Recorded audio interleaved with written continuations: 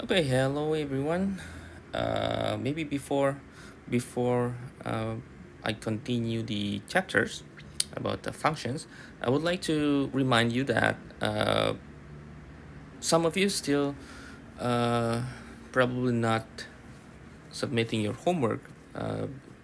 So I remind you in the next uh, either quiz or homework, please pay attention to the Moodle system. Okay, I will always updates the Moodle, so you need to keep updated on the system. Okay, and for quiz, probably quiz after the class. Okay, the class on yeah. Suppose you are watching this video on Monday, so after this video, I will announce the quiz. So maybe Tuesday, maybe Wednesday. Okay, but I will announce after this after we watch this video. Okay. Okay, let's start. To begin with, we learn about functions. Okay, we learn about functions, the rule, how to assign the functions. Okay, maybe we start with, because we know how to find the domain basically. Let me just remind you that what's actually a domain is. Okay, so if we look on the graph, okay, the domain can be seen on the x-axis on the so if we have the function, like for example this one is y equal f of x, the domain is practically all the x that is on that is assigned to the functions. Okay, that is our domain, and the range practically every possible x in their domain that resulted into f of x. Okay, so I think this is a good way to see and to observe the domain and range in visuals. Okay, now let's continue. Functions can be represented in several ways. Okay, let me just go through the picture here. So we can represent using words. If you have some sentence and it has some rules, and also using a graph, I think graph will be really helpful. You will see the significance on some data or some interval probably from the graphs, and you can also using a table or numerical value. For example, you have this ounce and dollars, and you see that you can have the data, the value, right? And of course, the algebra, okay, using formula. Okay, so this four is our representation of functions. Okay, so you can represent the function in these four methods. Okay, I think we can move on. Let me go through.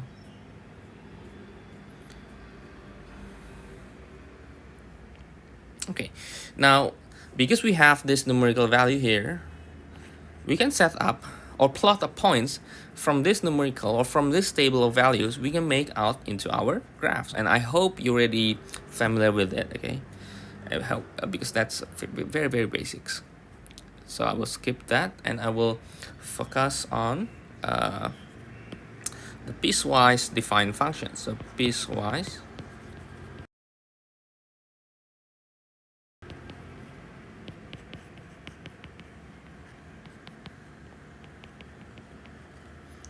Okay.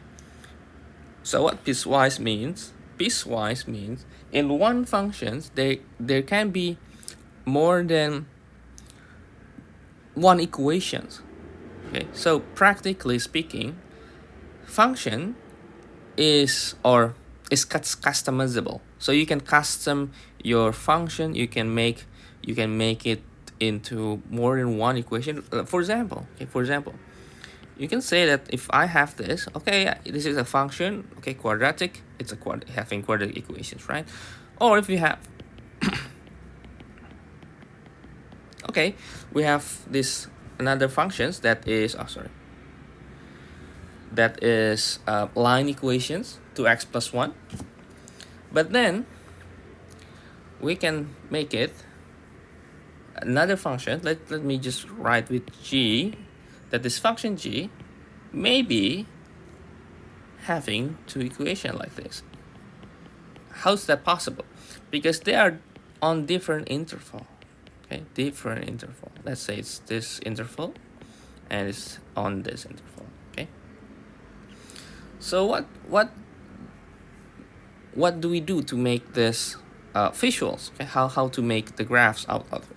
So first, we know easily how to draw x squared and 2x plus 1, right? Well, let's just draw them. Okay, let's just draw them and see what's the difference. Okay. Let me just draw as usual usual graphs. Okay, with x squared. Let's say x squared is something like this. Okay, let's say this is x squared. And then the 2x plus 1 is just to say we have 2x and then it's going to upwards 1 unit, right? So probably it will go through here.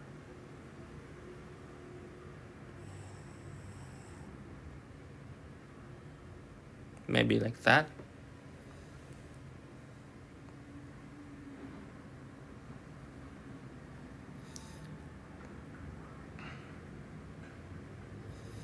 But we need to make sure the point. So 1, 1 maybe here. Okay.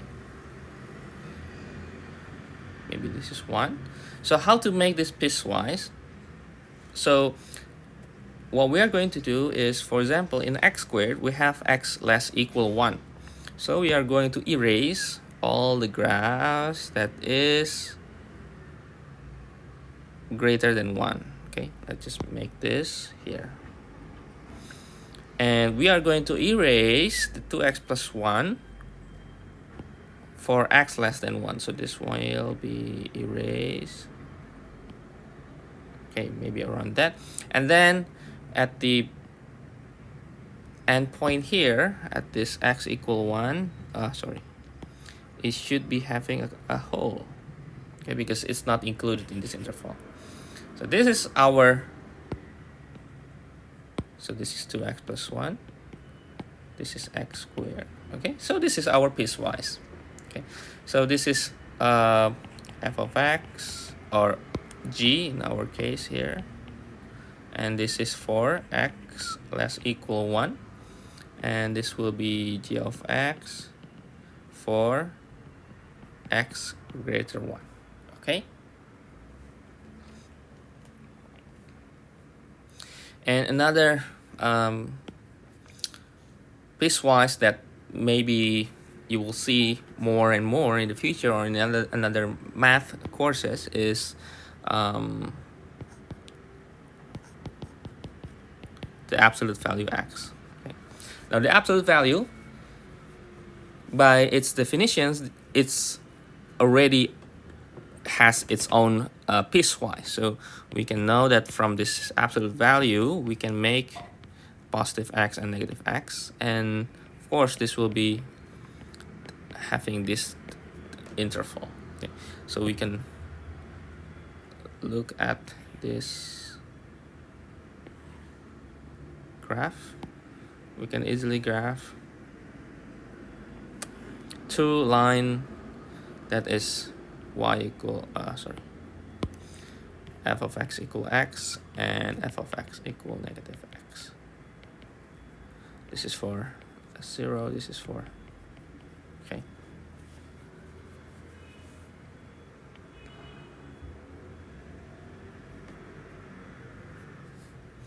And another example is we call the greatest integer. Greatest integer function. The symbols is having a bracket, but it has a special bracket like that. Okay. So what does it do is actually, whenever you have interval, let's say the interval is, because it's integer, remember integer, it starts from like negative, -5, -4. So let's say the integer is, let's say start from -5, -4, -3, -2, -1, 0, 1, 2, 3, dot, dot, dot. And when you look at this integer, it doesn't have any decimals, right? It doesn't have any rational number, right? It doesn't have decimal. So, which means if we want to make the function of this integer, we know that in x, we can have some interval. For example, we can make the interval from -2, let's just make into -1, okay? But in our integer, this will written as just -2. It doesn't care on its decimals value. So when we have -1 until 0, we are going to have -1, and when we have 0, we have the value is 0. So which means if we want to translate this into our visuals in the graph, so if we start from -2 is here, we start from here, -1, this is 1, this is 2. Okay. And this is -1, -2. Okay. So what will happen here is, if we look at this interval -2 and -1, we are going to see that we have -2 here, so we are going to have, it will include -2, and it goes by, because decimals doesn't really matter in integer, so it's still -2 up until -1. This doesn't include -1, and from -1 to 0, the same thing happen. So we include -1 and then make a line and then make a hole here. And when it's 0, it's going to be here, line and then hole, and then same thing with all x that can be observed in our graphs here, maybe around here. And we call this also a step function. A step function. Okay, so this is also interesting. Okay, if you see this greatest integer function. Okay, and you will learn later, probably in calculus, that it will have some property that is like, when you deal with the when you think on this line here, they are jumping around, right? Like a step, like a stair, right? Like a stair. Okay. Okay, and then just a review. Let me move to the next slide. Okay, you can pause the video whenever you want to pause it. Okay, if you want to pause and then turn back, you can go back and then maybe take notes, right? Okay, if I have y minus x squared equal 2, and then x squared plus y squared equal 4. Okay, which one define the functions? Okay, so first we could see from the first one here, let me write with blue.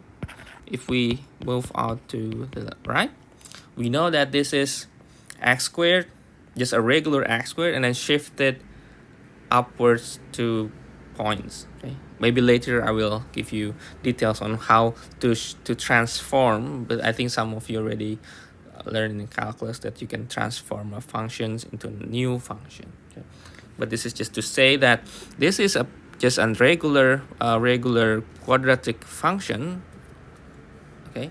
And we can write this as, if we want to make a function, and then you can check through the vertical line test, and of course this is a function, so this is a function. Okay. If you want to solve the right one here, it has squared for x and y. So if we want, we can make it maybe for y, but if we square root this part, they will have plus minus in the front. So it gives us two values, plus square root 4 minus x squared, and the negative part of it, okay, the negative value. And if we draw, and we know that from the previous chapter that this is a circle, right? This is a circle. So when we deal with the circle, we draw the circle. This is circle with the radius 2. Let me write like that. And if we check with the vertical line test, as we mentioned last time, it's crossing 2 points here. So not a function. However, if we make this y becomes each one of them having each own value, each own equations, we can make a function out of this too. So each one, let me write through with 2. Let me just draw a circle.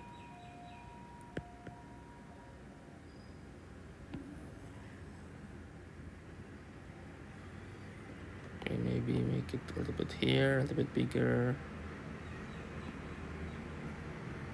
Okay, and erase this part. Sorry.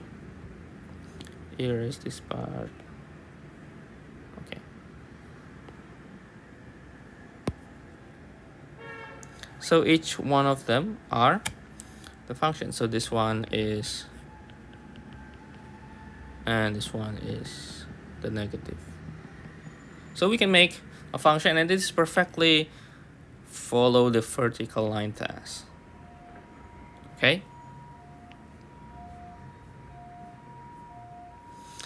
Some functions that may be a typical function for you. Let me give you this graph or table. Let me make it a little bit bigger. Okay. So we learn the linear functions. We have learned about the slope and everything, right? And then we learn on the at least the quadratic part, or the power function in general. And the root functions, we have root, and you need to look closely on the that has the even root. Okay, so it miss out this part, right? It's also miss out this part.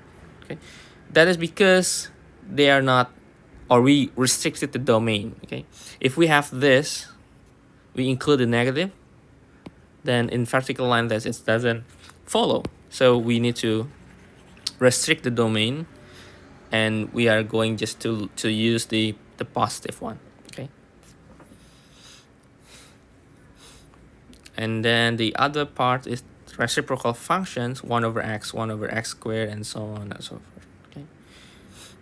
And the absolute value and the greatest integer. Okay, the last one. So some samples from some equation that you probably have heard or learned before. There are others like exponential and logarithm, but that will be in our later sections. Okay.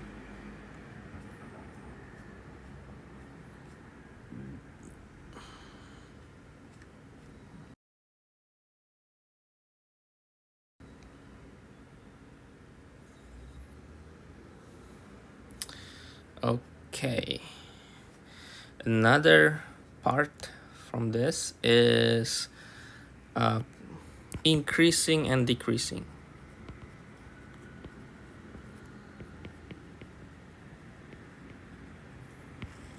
Okay. Now, if we look at the functions, we are looking at some curve, right? Some curve that it might go up, it might go down, and we we label as increasing or decreasing. So let me just go through here. Okay.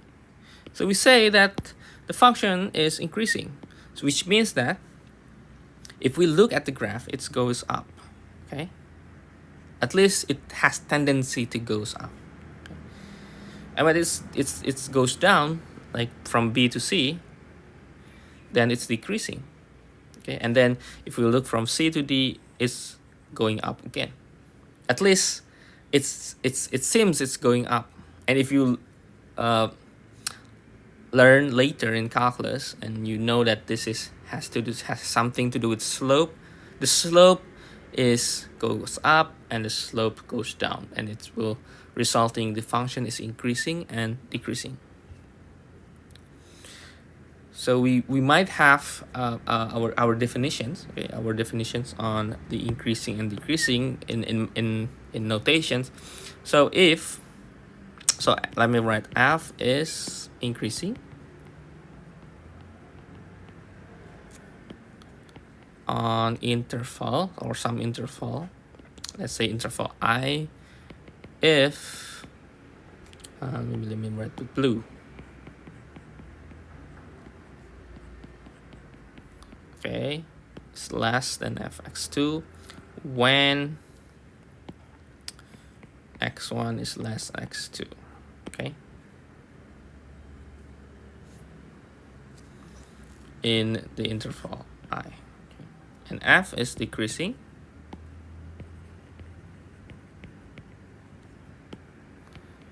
on interval I if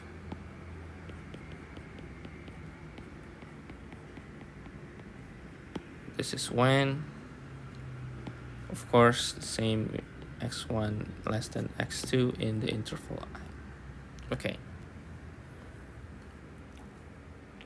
So from these definitions, and of course, if we look at the functions, and we can predict where the function will increase, where the function will decrease. Okay.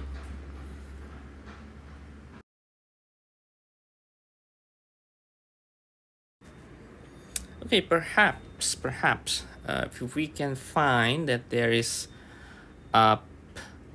functions that is increasing on some interval and decreasing on some interval, and perhaps we are going to ask ourselves, what is this point really? The top, okay, the top like a mountain, right? And then what is the point here? Point B and C.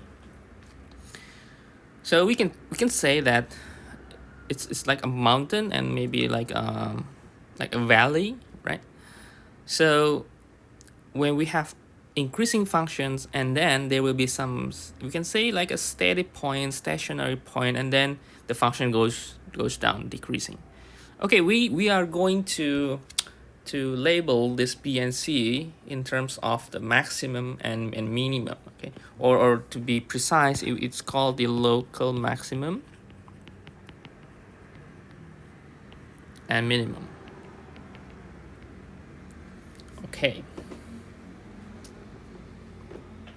So finding largest or smallest values of a function is one of important things that can be applied in many sections. Okay, like if we know the top of the points or the maximum points, and we know the minimum points, perhaps that will be really significant for our research or our data sets. Or if you run businesses, we want to know like which month that we are really got high profits, or maybe the lowest one, and that will be important for our analysis, right?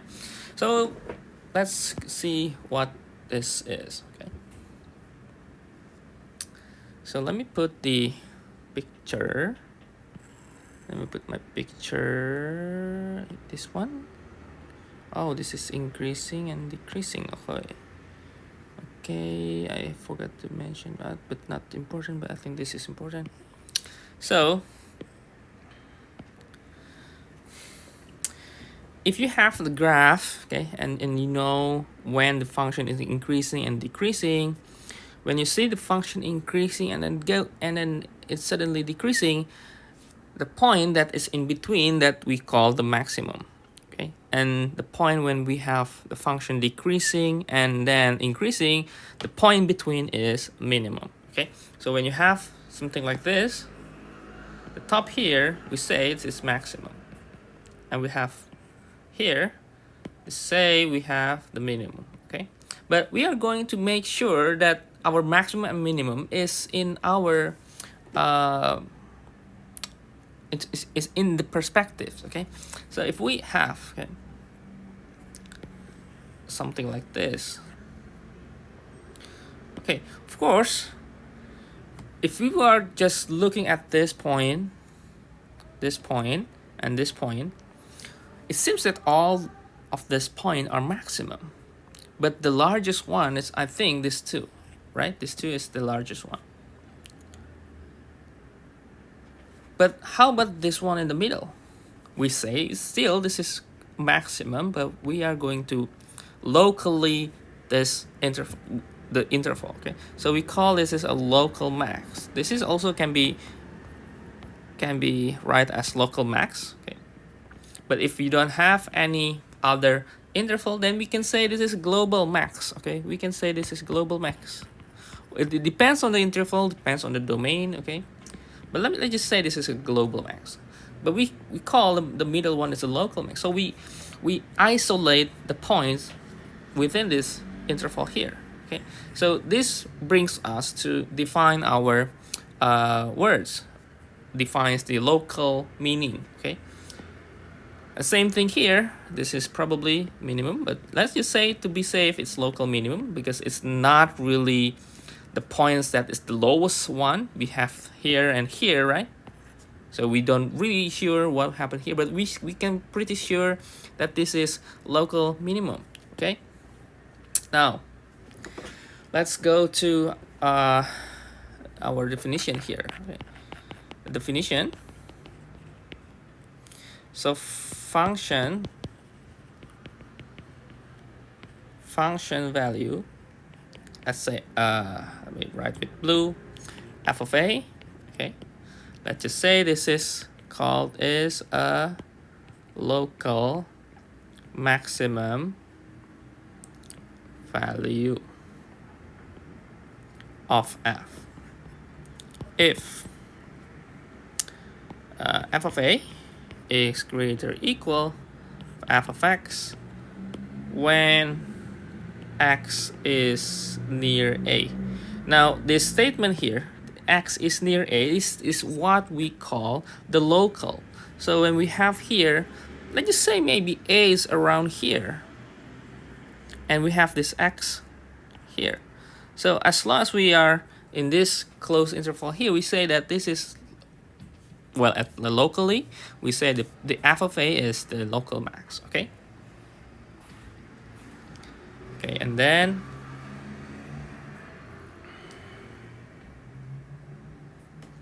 or we say at the first statement here, the f has local max at x equal a. We can say that. The second statement is for the local minimum. So let's say same a. We just say that a can be any number. Function value f a is a local minimum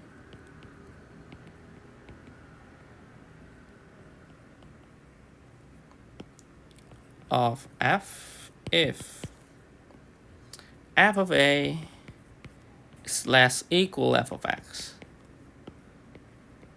when x is near a. Pretty much the same, but the difference is now we are less equal of a function of x. And we say that f has local min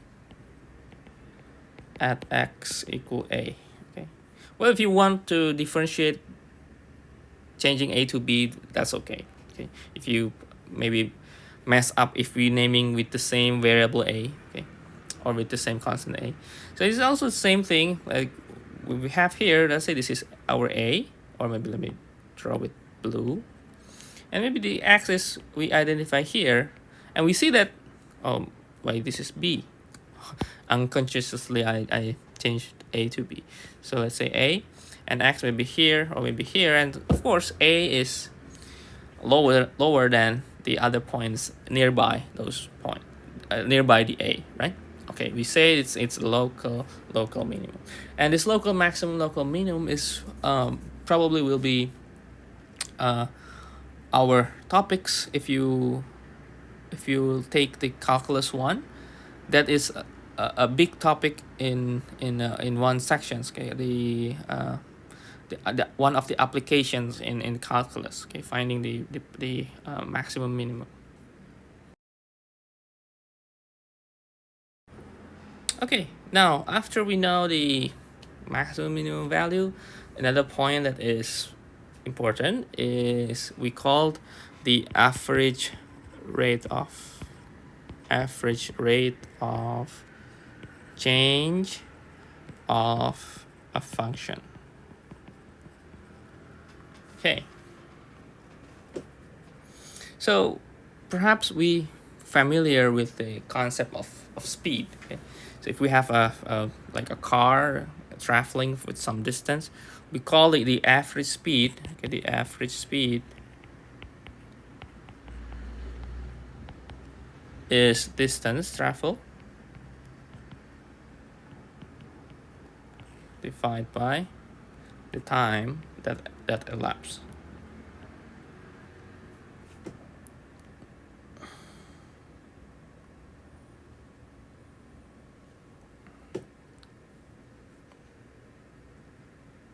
Or in more general way, we could say that the average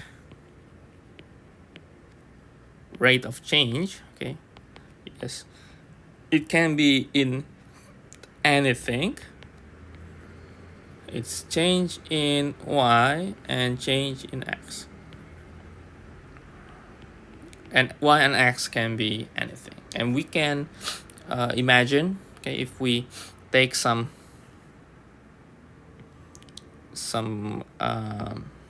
let's say we have like that, and perhaps this is A, this is B, this is the one that we are going to observe, and we are having this triangle around here.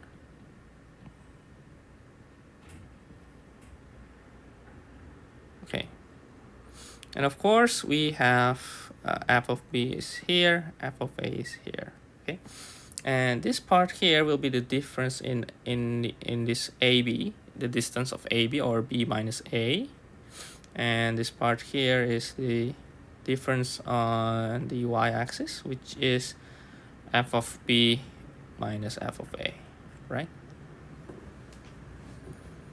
And we can write down this change within these formulations.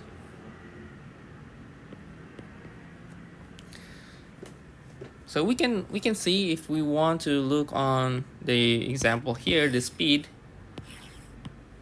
we can take some distance, okay, and then we can calculate the time, the interval, and by doing so we can have our average speed. And the same thing with other application as well, and we could just say that this is the average rate of change. Okay, or let me just give you more concise and detail in the picture. Let me give you here. Oh, sorry.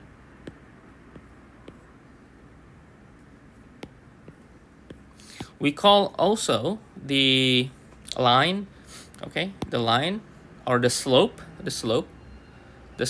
in here, this slope here, that crossing this point. Let's say this is f of B and f of A, like cutting this curve. Let me draw with this line here. This is we call the secant line, secant. Okay. So the line passed through this point. Okay, we call the secant line, and this is important. This secant line. If we want to drive through for some concept in calculus, we are going to move from here. So if we understand this, then we proceed in calculus way more easy. Okay.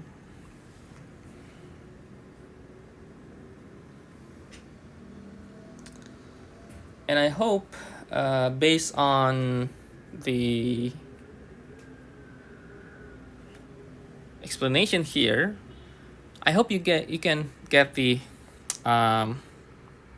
example, okay, or the applications on some problems, especially if you have learned physics. Okay, I hope you can get through by this. Well, we'll not really explain on details, but maybe sometimes if we have some spare time, we can talk more. Okay. So that's the average rate of our functions, or average rate of change of our functions. Okay. Okay. After we discuss about this rate of change, the next sections that we are going to discuss is linear functions, which we are also see some correlations with the slope, rate of change. Okay, so let's go through the sections. Okay, so linear functions.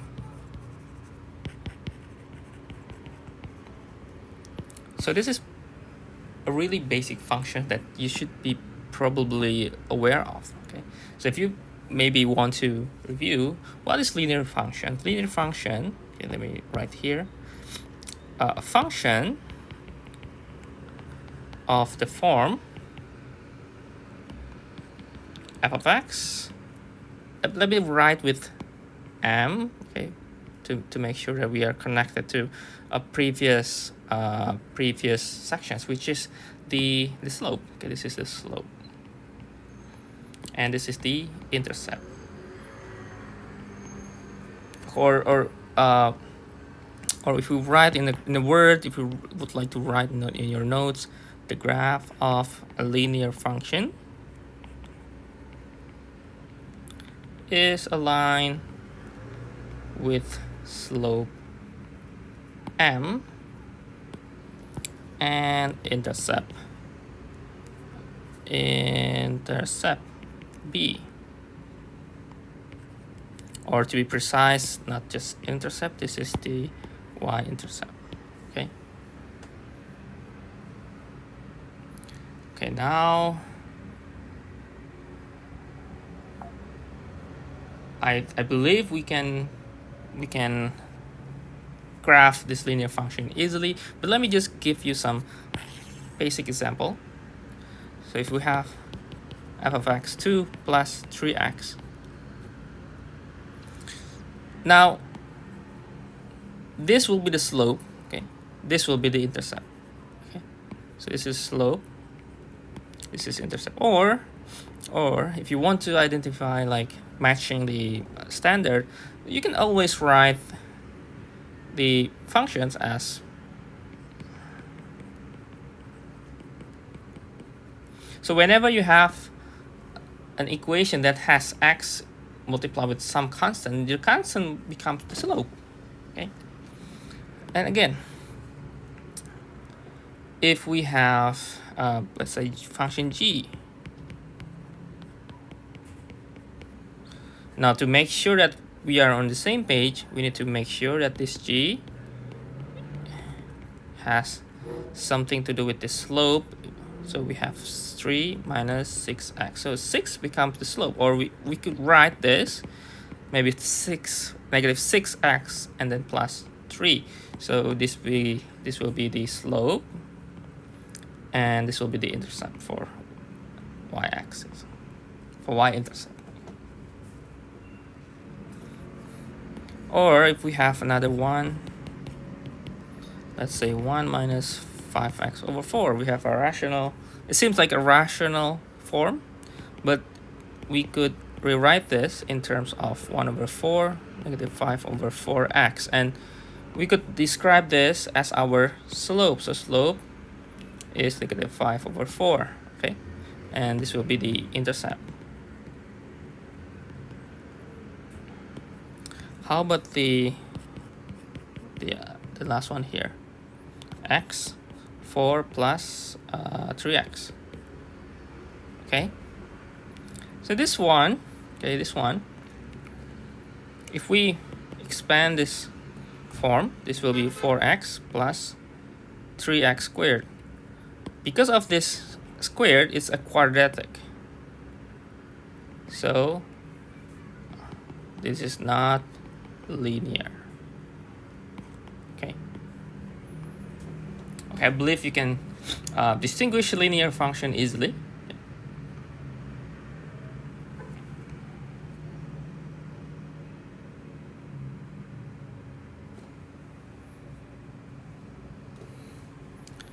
Okay, and then we could also connect this to our rate of change, which are connected with the terms slope. We remember the slope is the difference in delta y and delta x. Okay, so we could write this as y2 minus y1 divided by x2 minus x1, or if we use the previous formulations, the second line, right? This will be the formula, and this is equal to average rate of change. So that's our slope. So we can simply write down our slope as a rate of change, okay? Because if we are thinking that we have some equations or some line, for example, maybe just or ordinary line like this. This simply being said that between this A to B, well, this is A of f of and f of A. This is B and f of B. So we are going to move out from this point A to this point B, and the gradient or the slope that will gradually change from A to B, well, we could say that there will be something changing, that the unit A will move out if we cut through the x-axis, that it's moving here and then moving up, right? Or simply we could just say it's moving this directions, okay? So that movement, that change, is what this average rate of change from the point A to point B means, okay? Okay, so the M is our slope of graph. Let's say consider, let me consider here. So consider function mx plus b. So m is slope of graph f, and we can also write this as rate of change of the function f.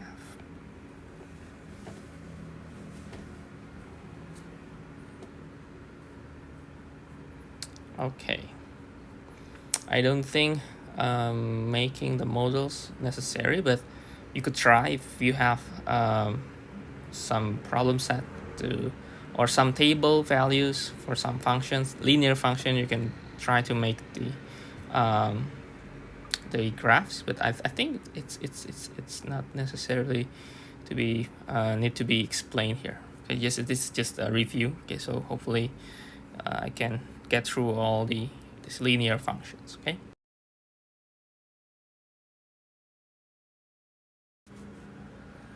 Okay, now we already know about the slope, and also we have learned that the visuals, the graph of a function, okay, and at least for the line or linear function, we can know exactly how it should be in if you want to graph it. Okay, Now, another technique that probably you will find useful is transformations. Okay, so I will begin with the let me write the title is the transformation. Okay, transformations of functions. All right. Now, what transformations means? Okay, it means that if we have this, let's say, well, this is probably just a y equal x. Okay. Now, what will happen if we move this line? Okay, for example, if we move this line, let's say, let me make this is 1, 1, 2, 2. Okay. If I'm moving this part, goes up here. Okay. Now, what will happen in our functions? We are going to add +1. Okay. And of course, you can check through the table of x and f of x. Okay. So you can check x and f of x. Check with table. Of course, if f of x is let's say 0, let's start from 0, and let's start not 0. F of x is x, y is 0, and the second one is x plus 1. Okay. Now, if x is 0, this is 0, this is 1. If this is 1, this is 1, this is 2, this is 2, 2, 3. And if we look at what we have here, it precisely tells you that. So we are going to adding +1 to each of the points on the line. Okay, and it's not only for line equations. If you have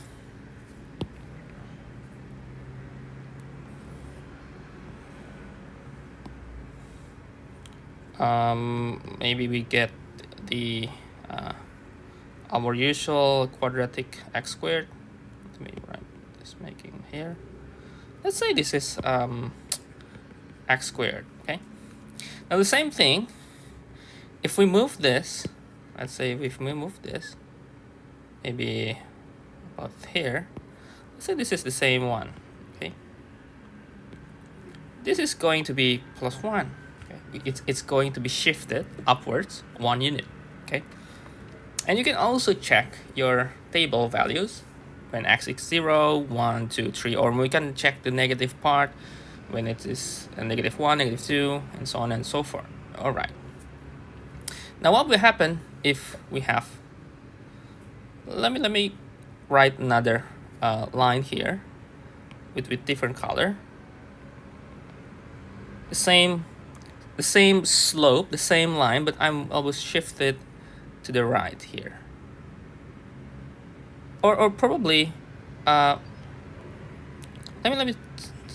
me write this as the beginning, and then I will put it around here.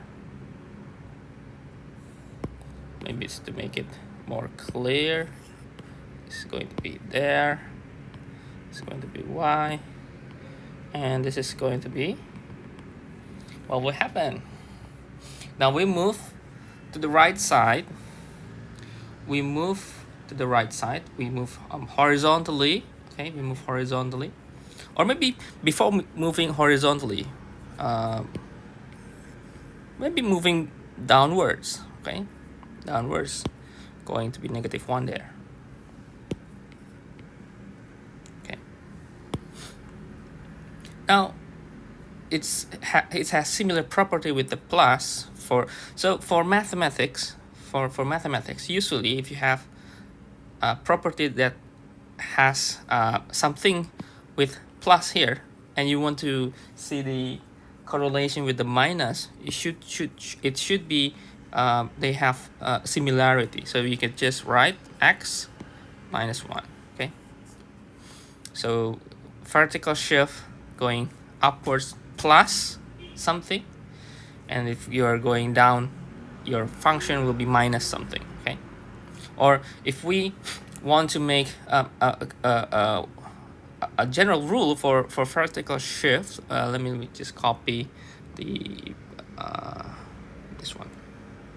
So this is the vertical shift of graph. So the graph can be anything. It can be a random graph, f of x, okay? And you can say that it can be plus something or it can be minus something, okay? So if it says that move upwards 2 units, it means that you need to plus 2, okay? It's depend on c, as you see here, okay? And if you want to move downward, then you need to minus that c units, okay? Okay, I hope that's clear. I hope that's clear. So for vertical shift, I hope that's clear. Now the interesting things are the horizontal shift. Okay, horizontal shift. So let's say we are going to have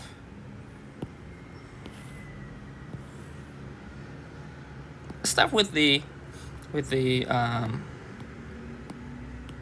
this usual y equal x line equation. Okay, now the question is, if we move to the right side, let's say we just 1 unit to the right side.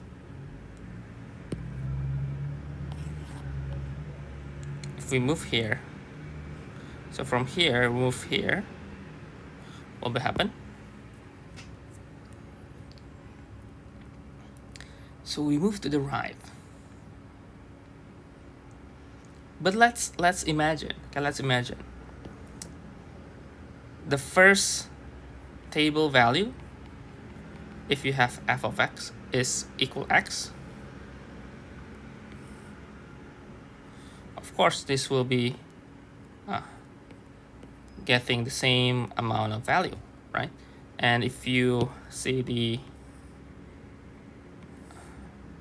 other part here, it's actually getting -1. Okay, this is interesting. Okay, and you need to adjust your visuals and imaginations. Okay, so if f of x, x minus 1. If x 0, this will be -1. If x1 is 0, 1, 2, and so forth. And if we check through this line equations, that's true. If this is 0, okay, let me make this. If this is 0, it's -1. If this is 1, then it's 0, right? And if this is 2, then it's 1, and 3, 2, 4, and so forth, and so on. Okay, so why do we have this x minus 1? Okay, let's try another one. Let's try the quadratic functions, the x squared. Okay. See what will happen. Okay. Okay.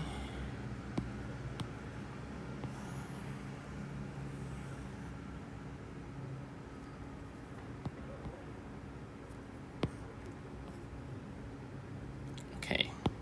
Now let's say we have, this is 1, 1. Let's say 2 is here. 2 is, let me just make sure the proportion is okay. 2, 3, 4 supposed to be there. Yeah, not so bad. We get this line here. So 1, 1 here, 2, 4. Okay, I think that's okay. So let's just write the table values, okay, just to make sure and confirm that what we have done here is correct. Okay. Okay, this is y equal x squared. So if this is 0, of course 0. Or if you want to start with -1, it's also fine. Or -2. This is 4. -1 is 1, 0, 1. 2 is 4, like that. Okay. Now the questions is, if we have the graph that maybe we shifted this going to here. So the vertex, or the minimum the local minima in this x squared is shifted horizontally 1 unit to the right. Okay, now let's try to maybe graph something. I'm trying to make it way similar with the x squared, but yeah, this is my drawing. Although yeah, I think it's pretty similar in some way. So yeah, I think it's okay. All right. Now what will happen in the points? Now, if we have if x is 0, now it seems it's 1. If x is 1, it seems 0. If x is 2, it seems 1. Now what's happening here? What's happening? Now let me tell you the conclusions, and then we can confirm that. Okay, it's actually what we have here is we are going to the right, right? That is, we have x minus 1 squared. Now let's check. If we have -2,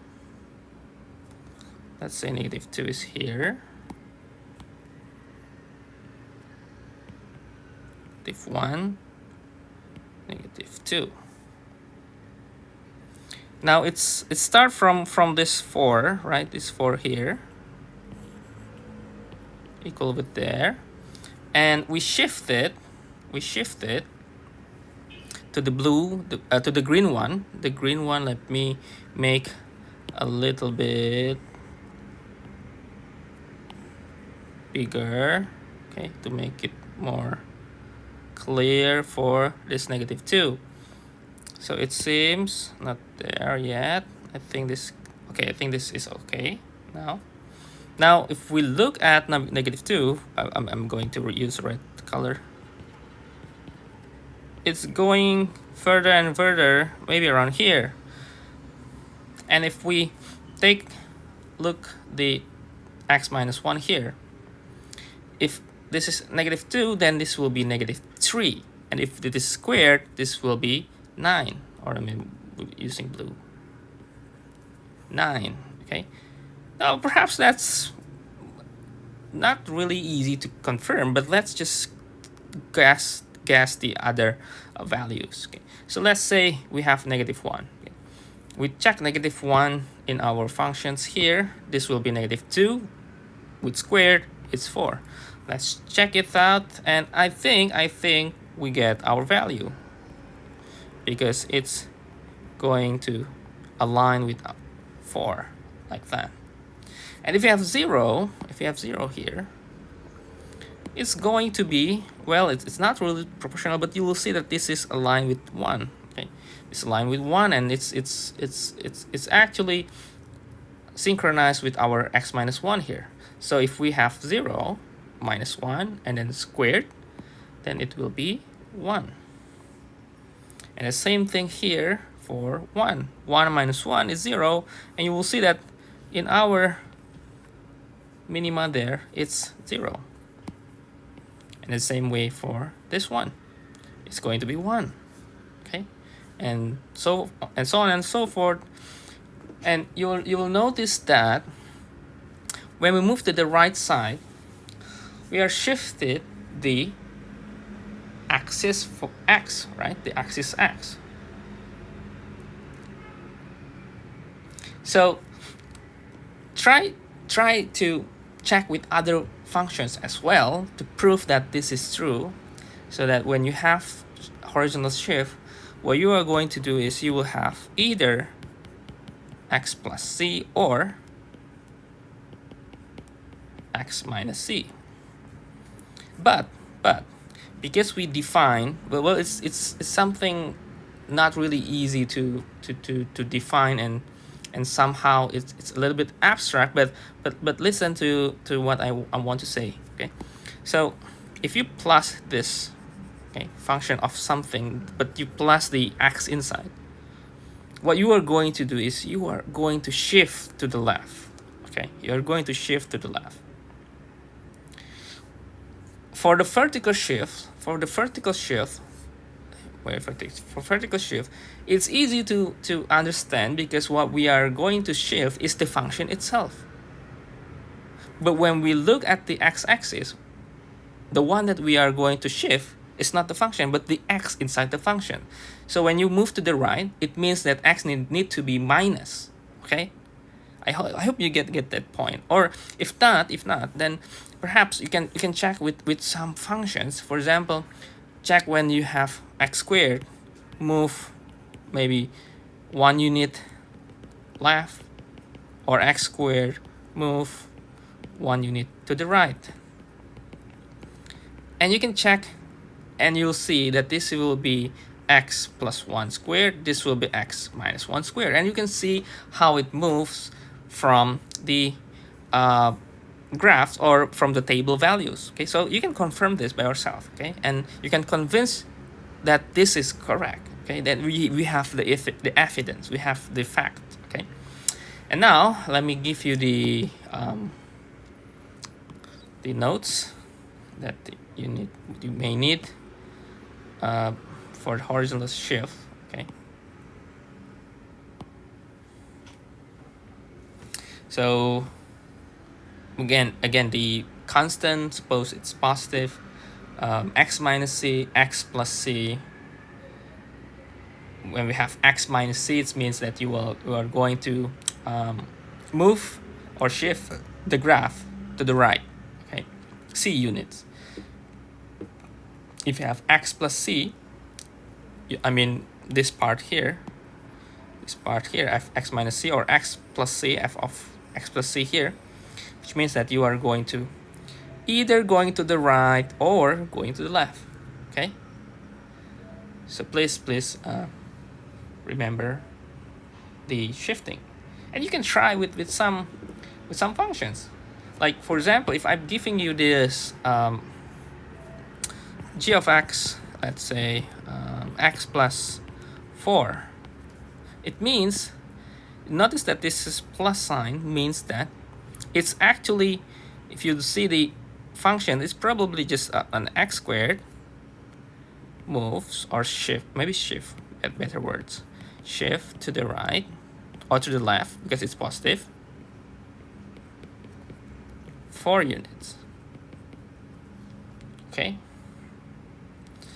and maybe the other part, if you have another function, let's say x minus 3, we start with the simple function x squared, shift to the right, okay, 3 units.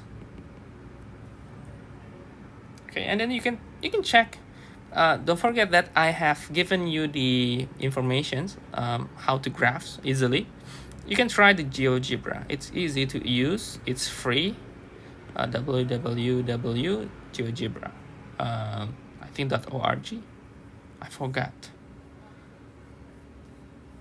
Yeah, but anyway, you can just googling the GeoGebra. I think .org. Yeah, correct, .org. You can practice drawing a graph here, and you can make any graphs. Okay.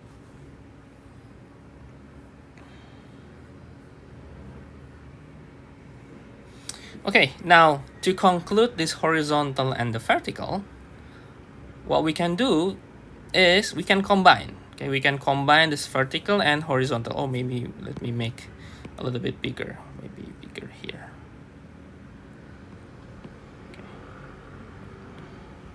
So we can combine horizontal and vertical. Okay, let me give you an example. Let's say we are having a function square root of x minus 3 and then plus 4. Okay, now imagine that you have a functions that you want to transform, and this is the result. So we are going to reverse these functions and thinking how do we start? Okay. Now we start with a functions that probably start from this part, okay, because it has x, okay? It has x, so it has a variable. So probably the function will be will be this part. Okay, so before there are this -3, it's just x, right? So we could just start with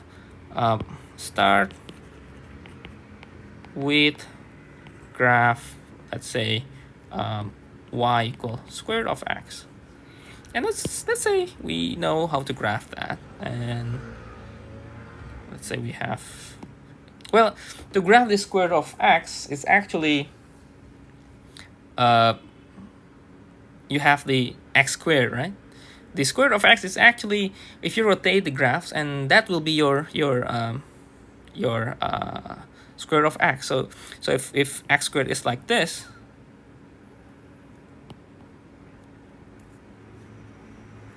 then that will be, well, it's easy, not easy to rotate here, but let me just make another one. But it's actually rotating the graph and make it into this side.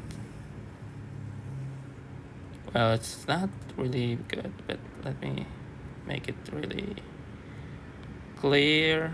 Okay.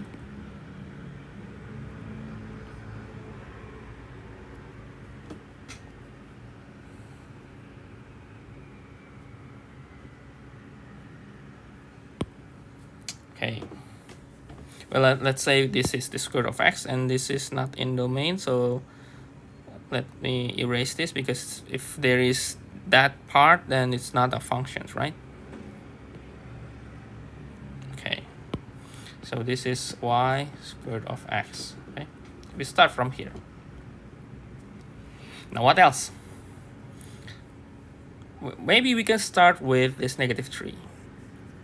-3 is, remember, horizontal shift negative means we are going to the right.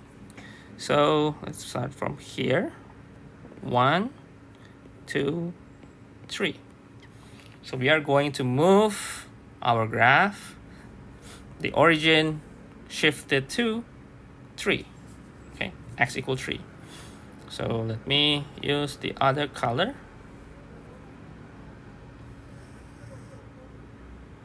Well, it's not good. Let me, well, it should be, goes there.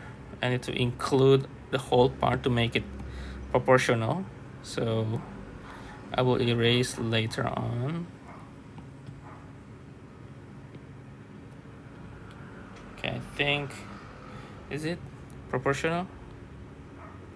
I think, okay, wait.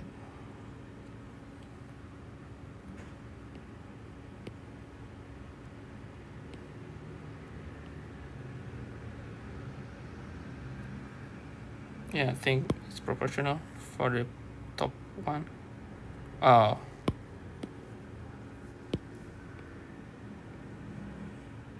Okay. Now this part is x minus 3. And then we move again +4, the whole functions +4. So we are going to move upwards. We go up 4 units. Okay, so we go up. Let me make it 1, 2, 3, 4, maybe around here. Let me make this dashed line here. Okay, then perhaps this will be maybe not really good. So let me make another curvy from here, from there.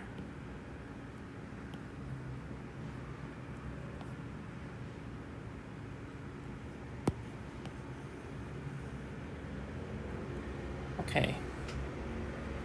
Now this is the y, or let's say f of x, our functions that define in the beginning. It's x minus 3 plus 4. Okay. So I hope you can get easily from this shifted. Okay. So that's it for a horizontal shift, a vertical shift. Okay.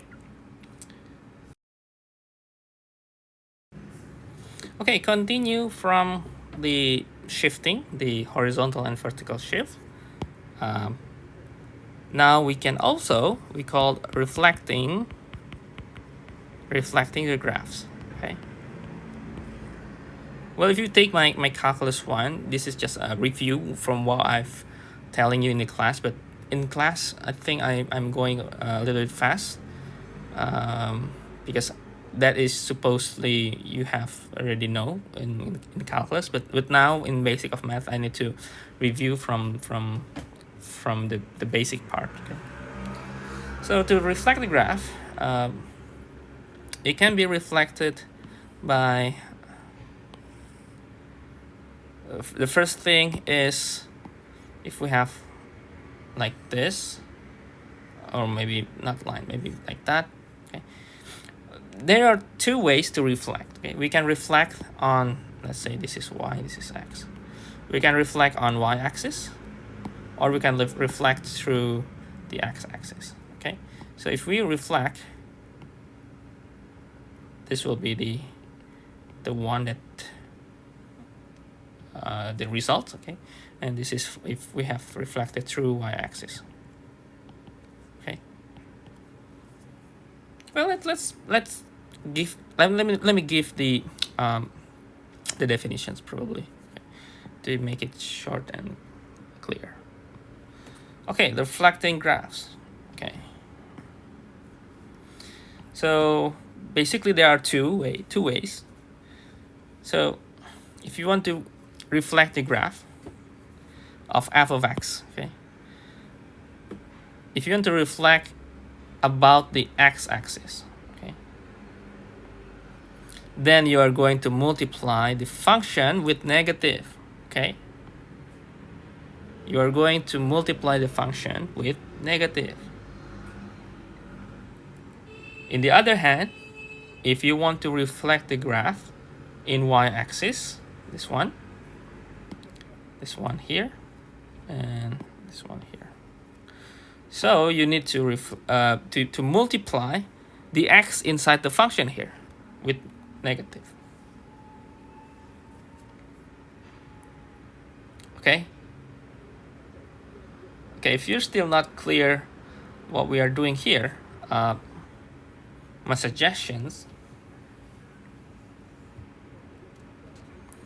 is we are taking some let's say easy functions, like maybe just taking the just line, just regular line. But I think regular line also not really clear of what happened.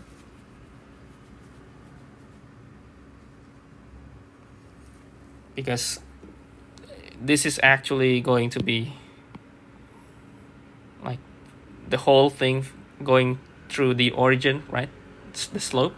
And if you reflect either to the x or y axis, they both have the same reflections, right? So this is not good example to show the difference between these two reflections. Okay.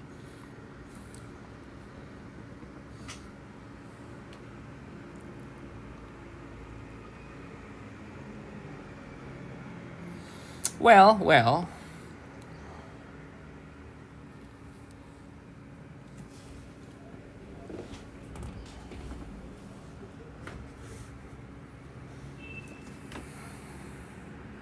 Well, if you have the y, if you have y equal x squared, okay, and I know that this will be really weird. You will see how and why. Let's say we are just focus on the right side. Okay, let's say we have this right side here, and let me erase this part. Okay. We're reflecting the graph.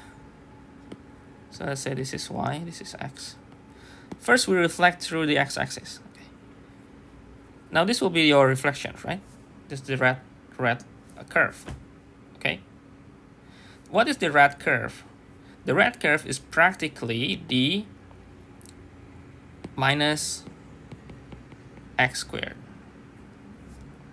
And you will see why, because all the things in the x squared all positive, right? But now they are all negative. It's like the opposite of the previous or the original equation, right? Okay. Well, if you want to reflect through y-axis, well, it's just the whole thing, the x squared, because when we want to make the reflection through y-axis, what we are doing is we are going to have this minus x inside the function of x squared, which means this is the same as just x squared. And we know that the x squared is just that, the complete x squared. Or if you want to make it completely, then this will be the complete one. Okay, so the reflections on the y-axis through y-axis is not really meaningful because this is symmetric function. Or later we will learn on even and odd function, and this is even function. Okay, later we'll be able to learn about that. But simply what I want to say is the reflection, there are only two concepts basically. Either we reflect on x-axis or we reflect through y-axis. Okay.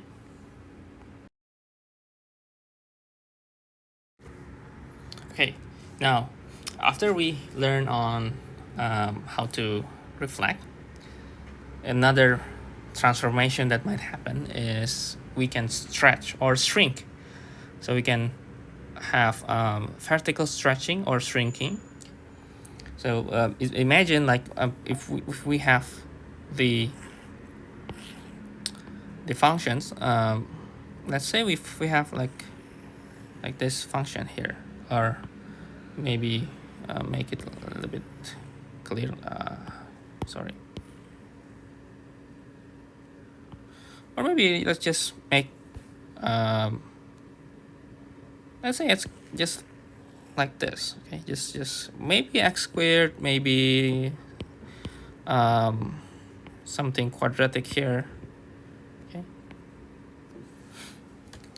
or maybe even any even function for the polynomials. Well, we could make this goes through like this, right?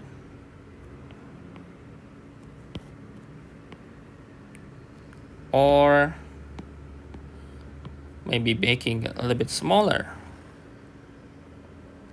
Oh, it's too sharp. Maybe a little bit closer there. Okay. Okay, now if we look on these three functions, let's just name all the functions with some name. Let's say this is the g and this is the h. Okay, if we look at the f, g, and h, if we try to make out how these functions are going to be transformed, let's see just from the g. Okay, if we look at g, let's say we start to look on the, well, let's observe from the x-axis, from some interval. So we take this one, let's say this is also 1, okay? And if we take it, let's say into this g,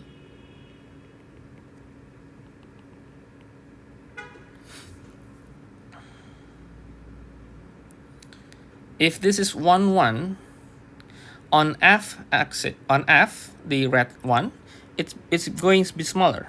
Okay, it's going to be smaller, maybe 1/4 maybe. And for the blue one, it's getting larger. It's getting the highest value here, maybe equal to maybe 2, maybe 5/2. Okay, who knows, right? But what we have here is there are some multiplications happen. Okay, for the red color, it's multiplied with some rational 1/4, probably it's around. And for the blue one, maybe it goes to multiply by the 5/2. So it's greater than 1. It's greater than 1, right? Okay, so we could see that we can have this stretching vertically or shrinking, right? So it's going to be to the blue one or to the red one. Okay, now the idea, okay, this is the title is should be vertical stretching. I forgot to write the title. And shrinking. Okay. Oh, one more tips I forgot to tell you from the beginning.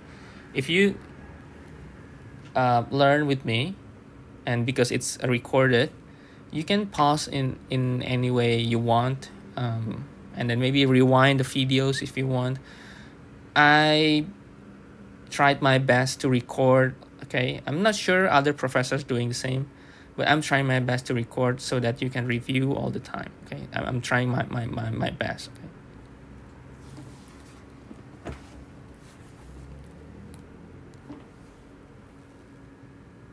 Okay.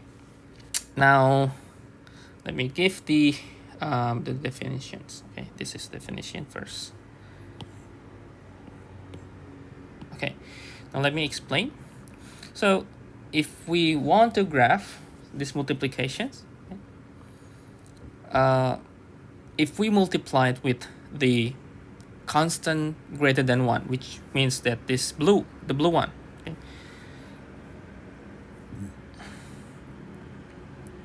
we are going to stretch the graphs vertically by a factor of c. Okay, so we are going to stretch. So from the green one, imagine you are going to stretch. So if you have a rubber,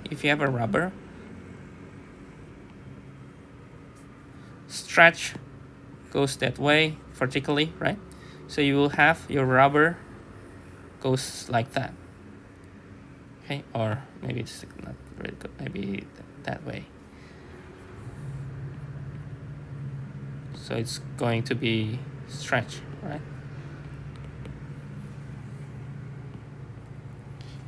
Stretch to the vertical. So your graph, if you imagine your graph as a rubber, it's going to be the more aligned to the y-axis. Or if you look at the interval, when it's the same interval, but your f is getting higher. Okay, it's getting higher. It's getting close and close to the y-axis. Okay. Now that's the first one. The second one, if the constant is in between 0 to 1, well, it's like a rational, like a 1/4, 1/3, 1/2, etc. So you are going to shrink the graph vertically. So imagine your rubber, like maybe this is the normal state.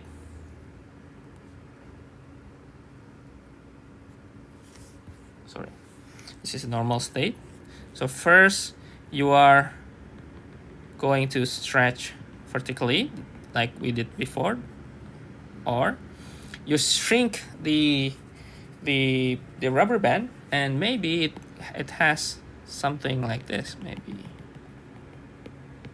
So it goes to tense shape to the y-axis. Okay.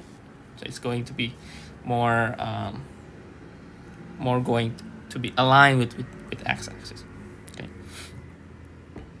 Well, if we look at this, okay,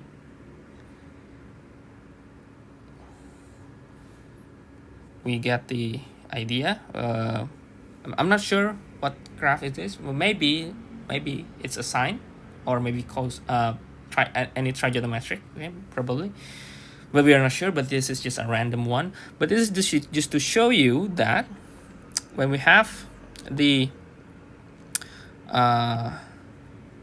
multiplication with constant here, if the constant is greater than 1, okay, then it will be stretching with this. Okay, so stretch to the vertical axis. Okay, and if you have the constant is in between 0 and 1, you will have like your rubber band. Imagine it's like relaxed, so it goes to the x-axis. It's somehow getting horizontal, right? Getting more horizontal, right? It's shrinking. Okay, it's shrinking. Okay, so that's the vertical stretching and shrinking. Now there are one more. I think I would just go to giving you the explanation here with some definition. That is the horizontal shrinking and stretching of the graphs.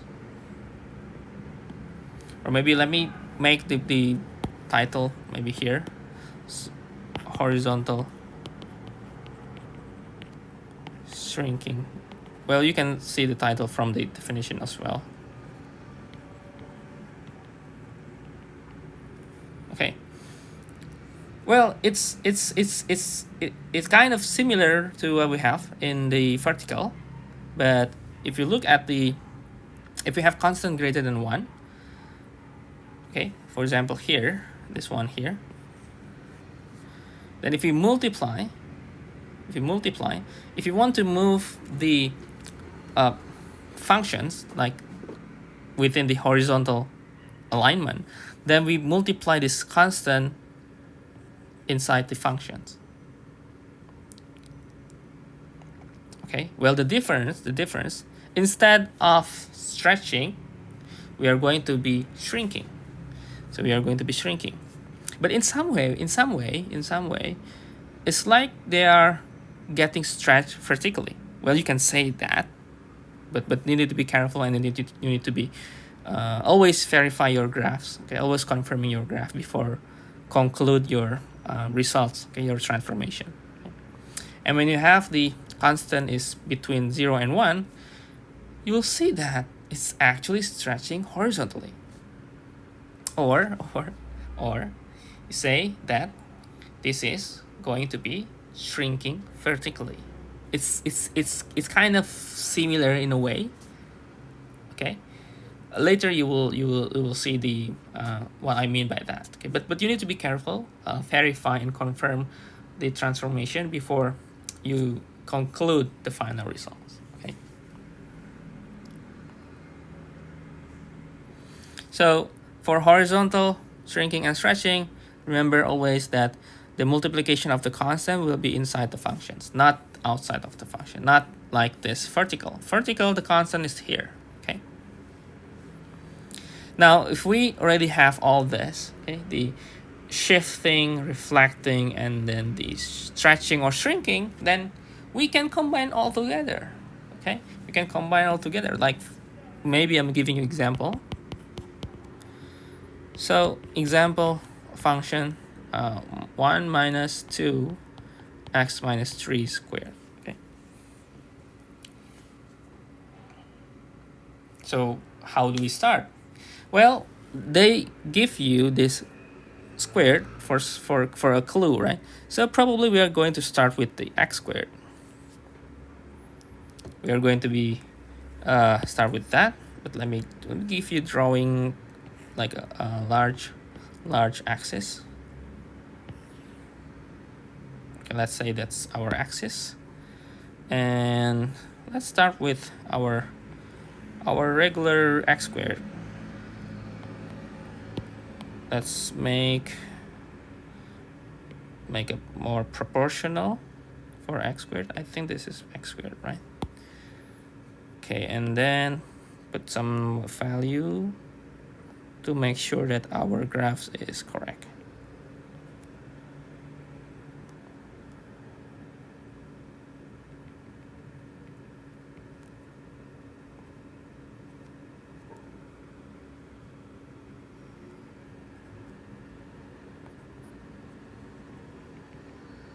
Okay, I think, yeah, let's say it's correct. It's x squared.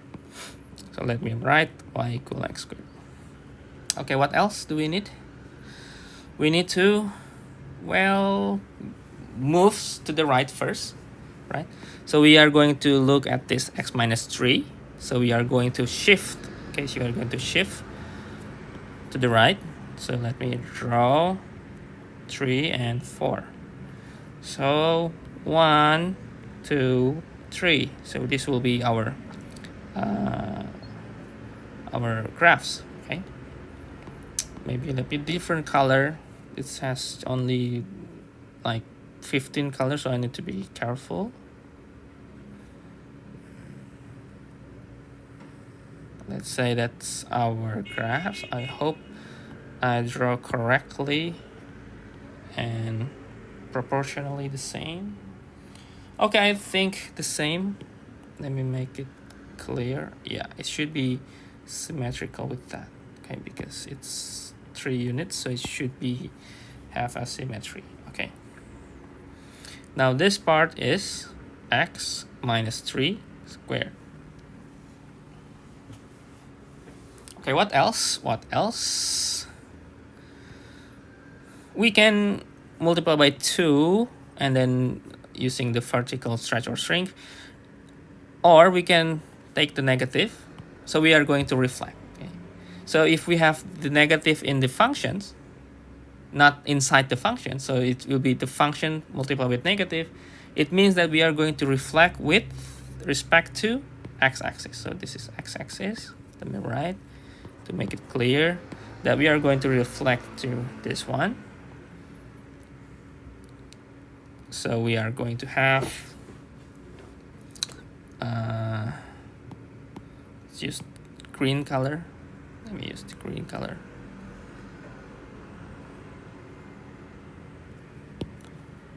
Okay, this part goes there. I think quite proportional. Okay, maybe that. Well, it's not really the same, but let's say it's similar. Okay. So this will be my y equal minus x minus 3 squared. And then remember, if we want to multiply by 2 by a constant, this will be our solution here. So we are going to multiply by 2, which means we are going to stretch vertically the graph. So we are going to stretch vertically. So maybe I will use what color? Maybe purple. So maybe going to be there, or maybe goes right there. Okay, let's make it more proportional. Yeah, although it's not really proportional, but let's say this is my trial. Okay, imagine that this is the y negative 2 x minus 3 squared. And then what else? We need to add plus 1. So we are going to move this to the upside, to upwards 1 unit. So we are going to make a different color. Going to be here, or maybe let me just move this. Okay, and then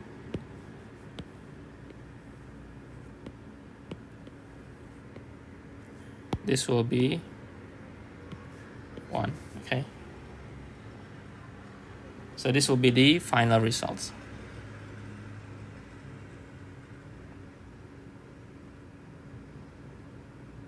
Oh, wait. I think I made a mistake. This is not 3 units. Sorry. But I think because I already drew this, let me just change the equations. Okay. I'm really sorry. I hope you understand. So it's 4 units to the right. So I will change this to 4. Okay. I hope you don't mind. So sorry. This is 4. Okay.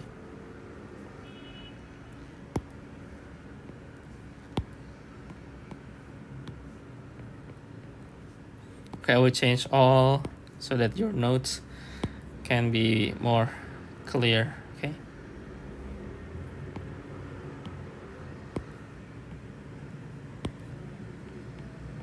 Okay.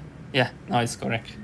Yeah, sorry, why I'm thinking to shift from 1. It should be from 0 because I didn't write 0 here, so I confused about that. Okay, so, really sorry about that.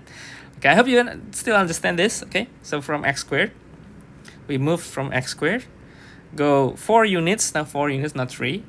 And then we have x minus 4 squared, this blue, dark blue. And then we're reflecting to the green, and then multiply by 2, and then plus 1, and then we have this purple color. Okay, that's the final result, the purple one.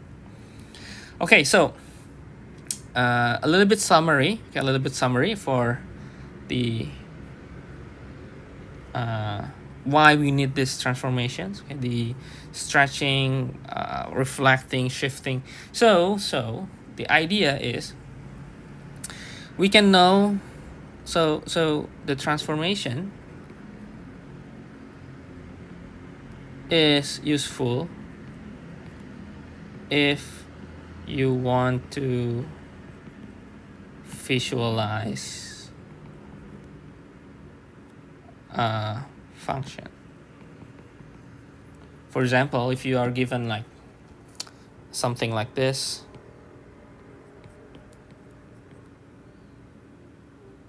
blah blah blah, with some other constant as well. Well, if you know that these basic transformations, you can think exactly like what we have here.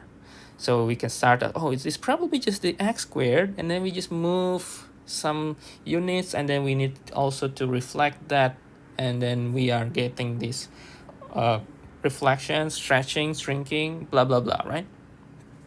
And at the end of the day, it will help you at least, okay, to draw or to visualize a function. Okay, so instead of you're given a function and then you try to expand this plus 9 blah blah blah blah blah, and then well you might find something. You might find like roots, or maybe the vertex and maybe maxima, minima, right?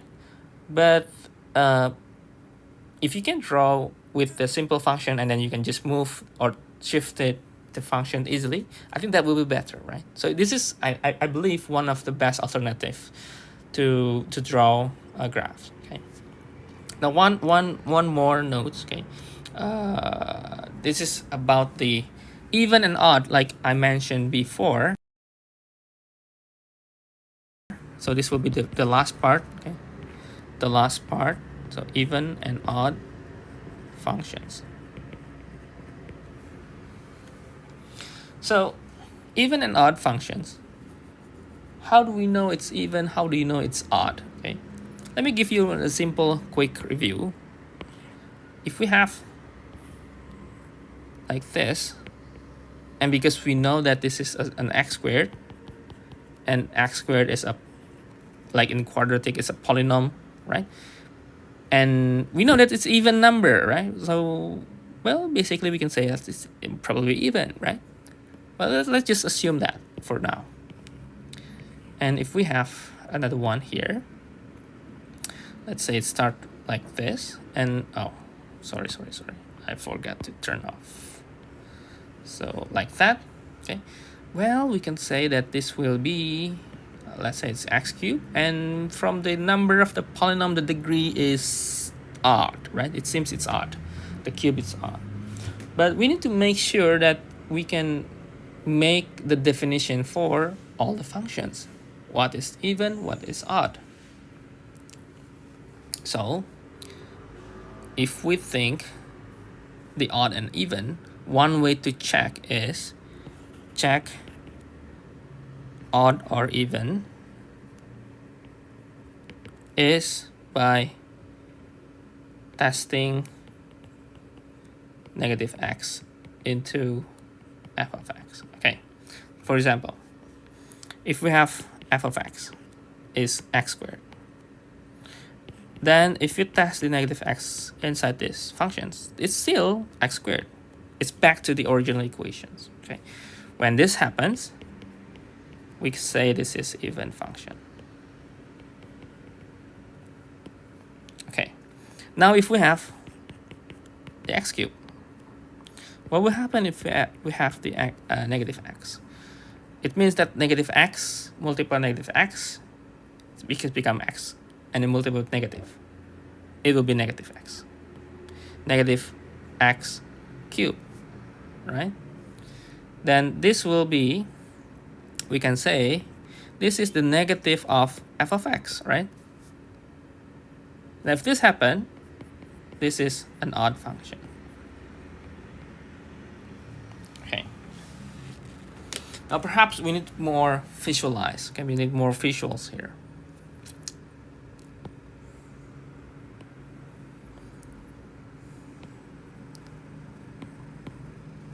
Okay, so let f be a functions. So functions f will be even if, when we plug in this negative x, it turns back to the original functions for all x. Okay?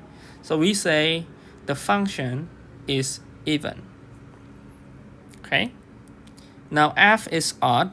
When we check negative x, it became negative f of x. Okay. It's become the negative of the original equations for all x. And if we look at the graph, as we already assumed at the beginning, what will happen? It turns out the even one will have a symmetric with respect to y-axis. So it's symmetry. So the center of the symmetry will be this y, right? This y-axis, right? And this odd function, the center of symmetry is this, or this is actually related to the origin. So we will have this line that is having all that, how to say that, congruent. I forgot the terms, but it has the same ratio, same ratio.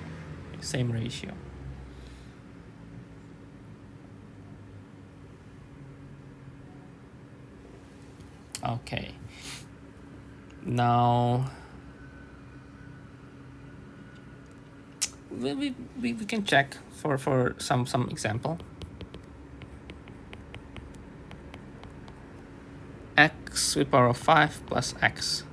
So we can check with the negative x. So we can check this will be negative x5, negative x, or this will be negative of x5 plus x. Or we can say this is negative of f of x, which is odd, right? Odd function. Let's check another one. If you feel I'm maybe speaking too fast, you can maybe pause the video to take notes and continue. Okay, I'm sorry if I'm too fast. Okay.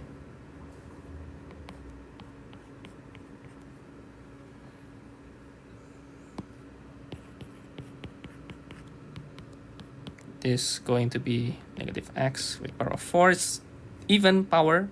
Then this will be just the same with the function. Then this will be an even function. Wait, so far, so good. Okay. Let's say the last one. Okay. We check with the negative x.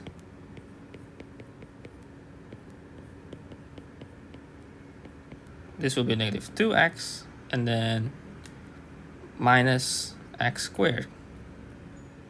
Well, we have something weird goes around. We cannot say that this is, well, is it same with this? No, right? Because it has this negative here.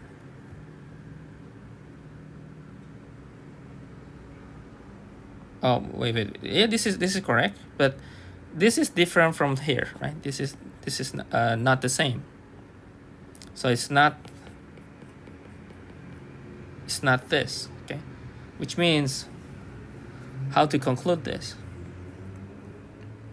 Well, if you are going to determine whether it's even or odd, this is neither.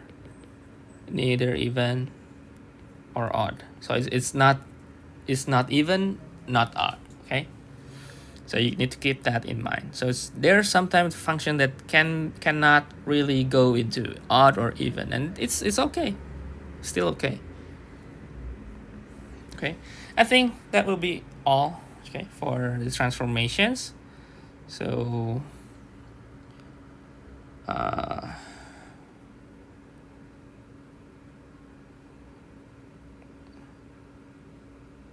think we are going to have one more sections on combining functions and the inverse. Okay, that will be the last part. Okay. Okay, the last sections on this course for today's class will be the combination and the inverse. Okay, so let's start with the combinations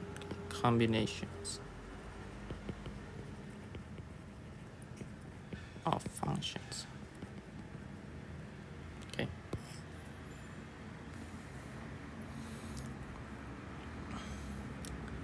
So there are several ways to combine the functions. Okay, so there will be sum, differences, differences, products, quotients, and later we learn about the composite. Okay, so let me give you the just some summary. Okay, what we have done here for the combinations. So we have two functions. Okay, we have two functions, f and g. Okay, they have each domain a and b, and if we plus, if we minus, if we multiply, and if we divide them, we can make this arrangement as follows. Okay, so if we plus these two functions, then of course this is just to say that f of x plus g of x. Okay, and the domain will be this is the intersections. So they will using these two domains from a and b, and then take the intersection between of these two domains. Okay? And the same way with the differences and the multiplications. Okay, if you have the product and also the f over g, the quotient.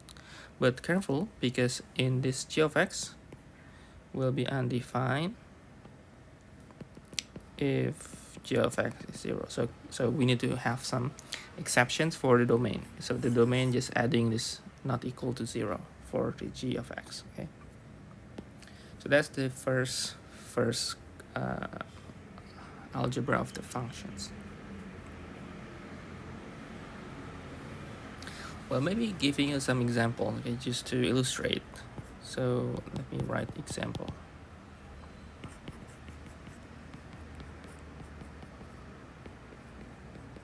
So we have two functions, and let's say we want to plus this two. Of course, if we want to make this, then we just need to plus this two.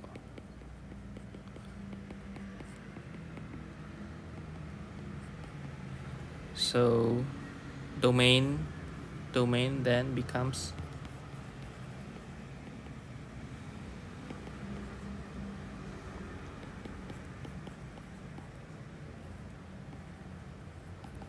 this is both of them, right? Both of them.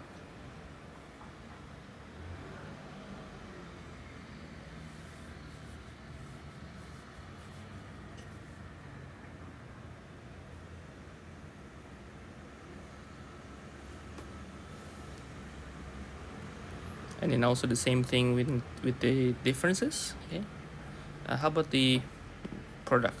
If we have product, then we are just taking multiplication between these two. So we will have, and again the domain is still the same domain, and if we have f over g,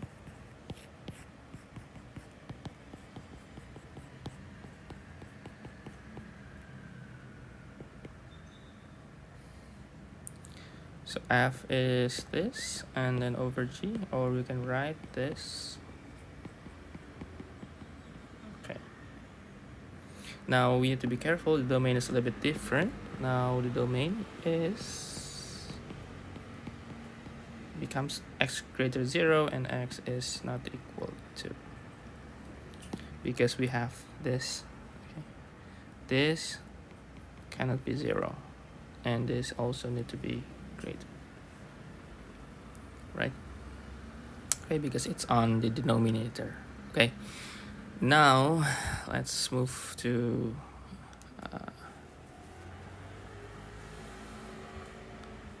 other subjects, the compositions, that I think most important in our combination. I think for this part, not really complicated. What you are going to do is just make a plus, minus, multiply, divide. Not really difficult, right?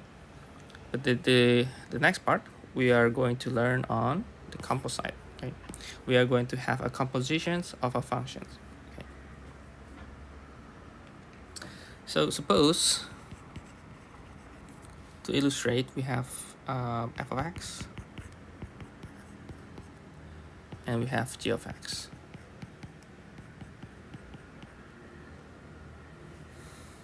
Now we may define a new function h as a function that is inside another function. Let's say we have this, okay? Let's say, then this is practically, we have, this is the square root of x, and then we put this x squared plus 1 inside. So it's like we have square root of x, and then this x, we are going to put the x squared plus 1, and then we get this result. Okay, so it seems that we are going to have this f of g of x is started from, as usual, we are going to start from x, right, the input, and it will go to the functions. The first one is, of course, this one. Okay, so in compositions, in the composite, or in the function of another function, the first thing that we need to input is the function that is inside, okay, which is the g. So this is g, and then it's moved out to f. Okay, and the results will be f of g of x. So this will result in g of x. Okay, and then g of x will go into f, and then it will go inside the function f. Okay, I hope you get the idea from here. So this is output, the results. Okay, and it doesn't always end with just 2 functions. It can be 3, 4, and more. So you can have a function inside a function inside a function inside a function. For example, we have maybe f inside of g, g inside of f, and inside of g there will be h, and then maybe k, and then x, maybe something like that. But this is just an illustration, just an example. We can have more and more functions, and we call this this type here, we can write in terms of f, and then you have a little circle there, and we have g. We say that this is called f compose with g. Okay,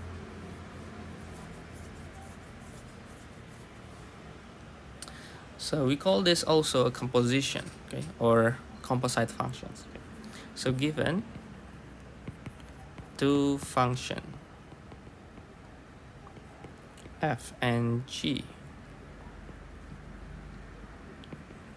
now the composite function f of g, okay, is defined by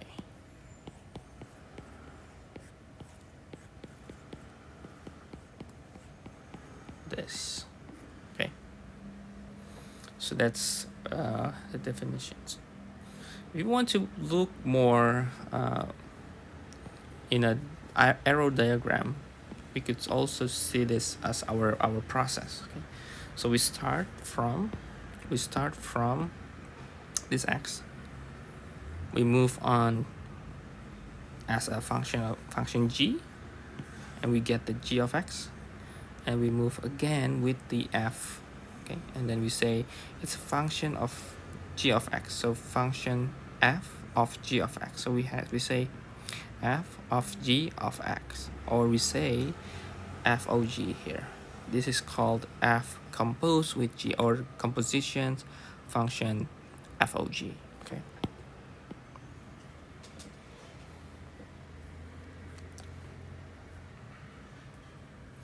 And we can have many typical questions. Okay, like for example, we can start with some example here. Let's just start with the simple functions. If you want to know f of g, then we are going to have g of x inside f. So we are going to have x minus 3 goes inside x squared. So x squared here, and then x minus 3. Okay. What's happened if we have g of f? This will be g of f of x. So we are going to put the x squared inside the function here, inside the x. So we are going to exchange x with x squared and then minus 3. Okay. And of course, domains of both functions, all real numbers. So f of g or g of f, they are defined on all real numbers, right? So not really having any exceptions. And if we, for example, try to, what happens if have three compositions? So f, and then g, and then f. So we start from f, going inside g. So it will be, this is x squared, and then x squared minus 3, and then go to f. F is squared, so this will be the final result. So this will be f o g o f. Okay. Now if we have another one, g o, let's say g, another g, and then f. Okay, this will be g f of x. Okay, this is might happen. Okay, so we start from f. We move to g. So f is x squared. So x squared minus 3. And then this is another x minus 3. Move here, so we have x squared minus 3 or x squared minus 6. Okay. And you can have more combinations. Okay, but I do hope that you understand the concept. Okay, so every time you have, for example, maybe h o g o f. Okay, this means we are going to start from f and then backwards to g and then backwards to h. Or if you would like to just write this in terms of like a functions, this is going to be this. And we always start from the inside. Start from f, so this is the first one, and then go to g and then go to h. Okay.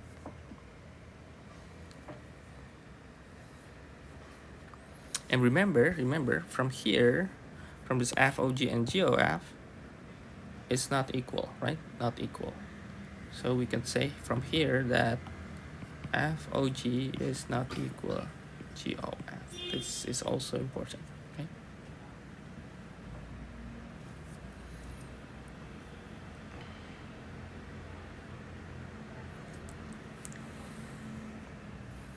Okay, maybe let me give you a little bit complex.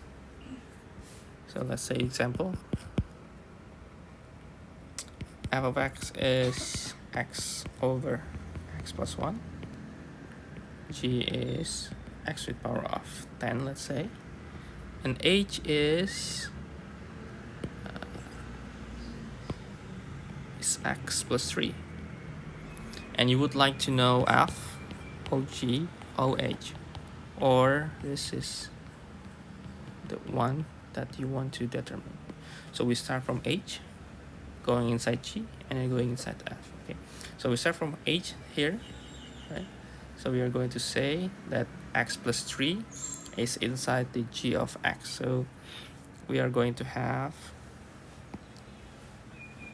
so if you feel it's too complicated, we can just break down one by one. So you start from H is x plus 3, and then G, we can say that this will be the power of 10 and then x plus 3, right? And then we put inside here, which is x plus 3, 10, and then change all x, and then plus 1. Okay, we can have that.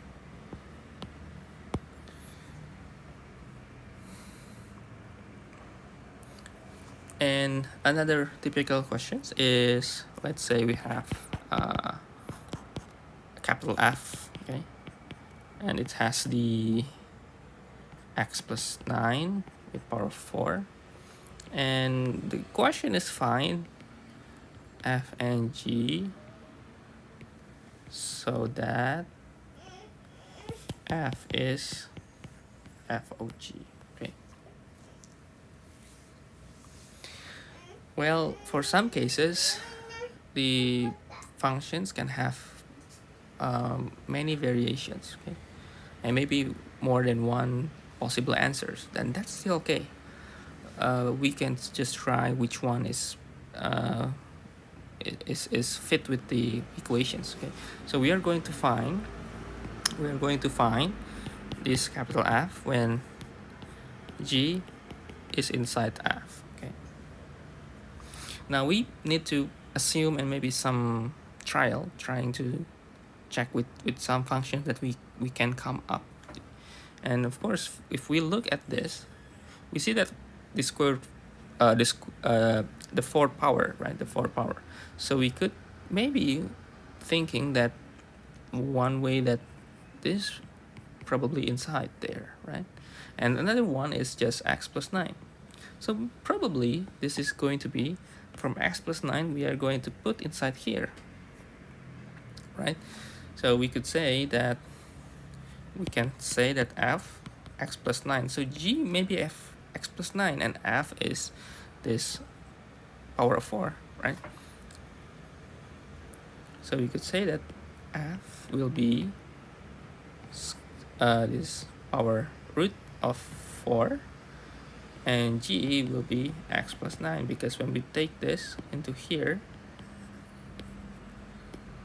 this is going to be perfectly match up the question here, right? And that's why we have this. Okay.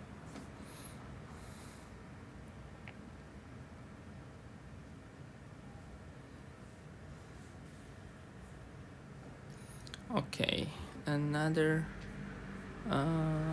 sections. Yeah, there will be one more about the inverse. Okay, so yeah, this is the compositions and the end of the combination of functions. Okay.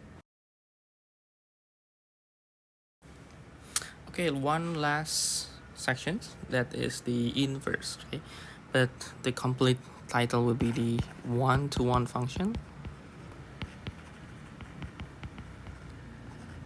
and and inverse. Okay, we start with one-to-one functions, okay, because this is the requirement for the inverse. Okay? So what is one-to-one functions? So one-to-one functions, okay, if you have let's say the diagram, the arrow diagram, so you have maybe 1, 2, 3, 4, and then you have maybe 5, or maybe just a random number, 8, 11, 3 32, okay, maybe 4, okay. Well, when we have this, if we take the arrow, just all getting or assigning the arrow, the point into each point, they get the different numbers, okay. Then we say that this is one-to-one functions, okay, one-to-one functions. But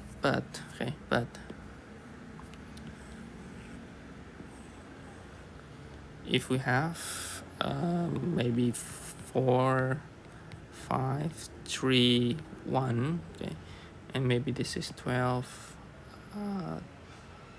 8, and maybe 2. If we have this, let's say it's going to here, okay, and this is going to be there, and this is maybe here, but the last one is also here.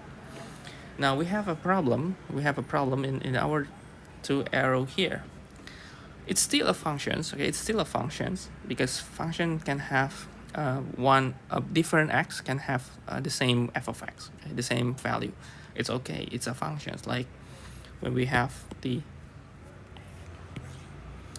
our usual x squared, we know this is a function of x squared, okay. So let's say this is this is x squared, and we know this is a functions, okay, because all the x they assign to go to the same value, then that's okay in function. Remember, we know the curve is a function or not if we draw the vertical line, right? This is to review, just to review. We have to test whether the curve is function or not. The problem will be if we have, okay, for example,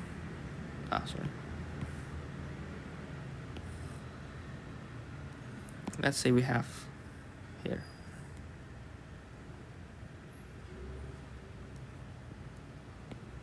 maybe this, okay.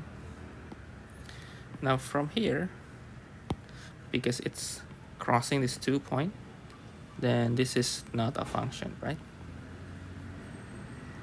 This is a function, and the right side is not a function because it's crossing 2 points. So to make the right side is a function, we need to erase one part of it, right? And then we can make sure the domain, right? And we restrict the domain. So every time you have this, like maybe this is we call in terms of y, or maybe this is x equal y squared, right? So you have plus minus square root of x, okay? And the minus 1 will be a trouble for us usually, okay? Okay, now if we look at this function now, according to what we have here, so we say the left part is one-to-one function and the right is not one-to-one,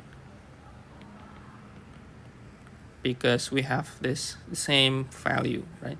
And it's the same thing here. Let's say we have a here and we got f of a, and maybe we have negative a and it's the same f of a, right? It has the same value, and this is the problem. So we say this x squared is also not one-to-one, okay? Because they can have the same value if they have different value of x. And or for one-to-one functions, we need to have different value. For all x, we need to have different value. So we can say this curve is, or this function is one-to-one, okay? If not, then this will be not one-to-one function, okay? So let me give you definitions.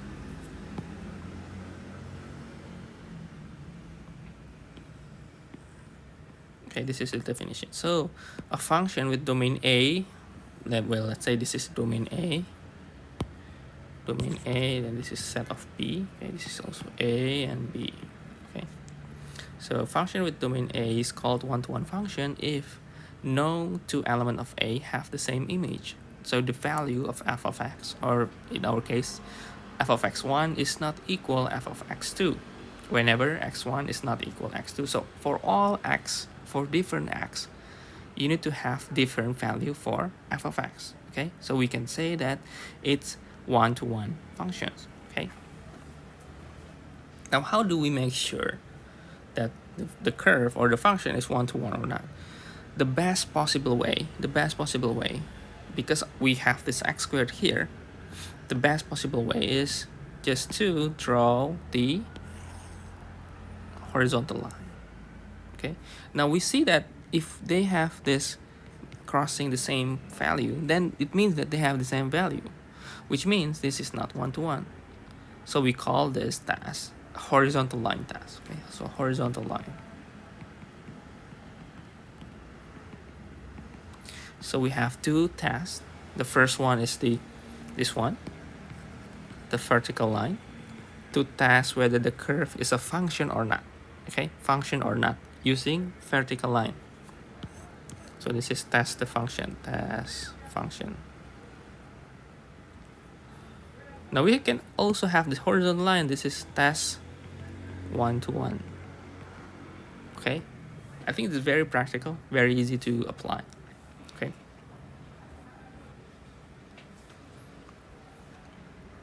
So we can also, let me write in more good and details, and maybe giving me the curve, maybe just a random curve to see the descriptions, okay, to describe how these one-to-one functions definitions are. Okay. And you can take notes here. I think this is very important, okay, to check the one-to-one function. Okay. So if you have more than one point that crossing this curve in your horizontal line task, it means that it's not one-to-one. So this will be not one-to-one function.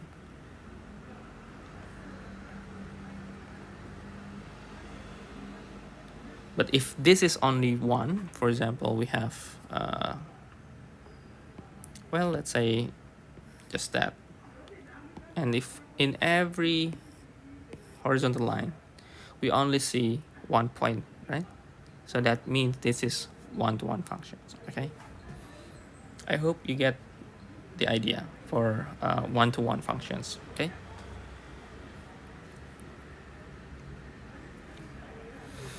Okay, we can check several typical functions that we already learned before, or maybe know the graph, right?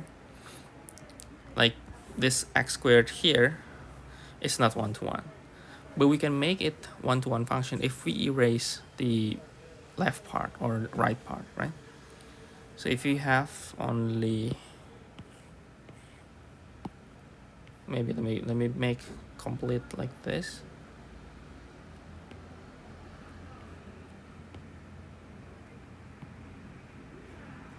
And then erase the left part. Okay, and we say this is one-to-one because if we check here, it's okay. Check here is okay. All the horizontal line on the curve is only crossing 1 point, and this is makes the curve is one-to-one. Okay.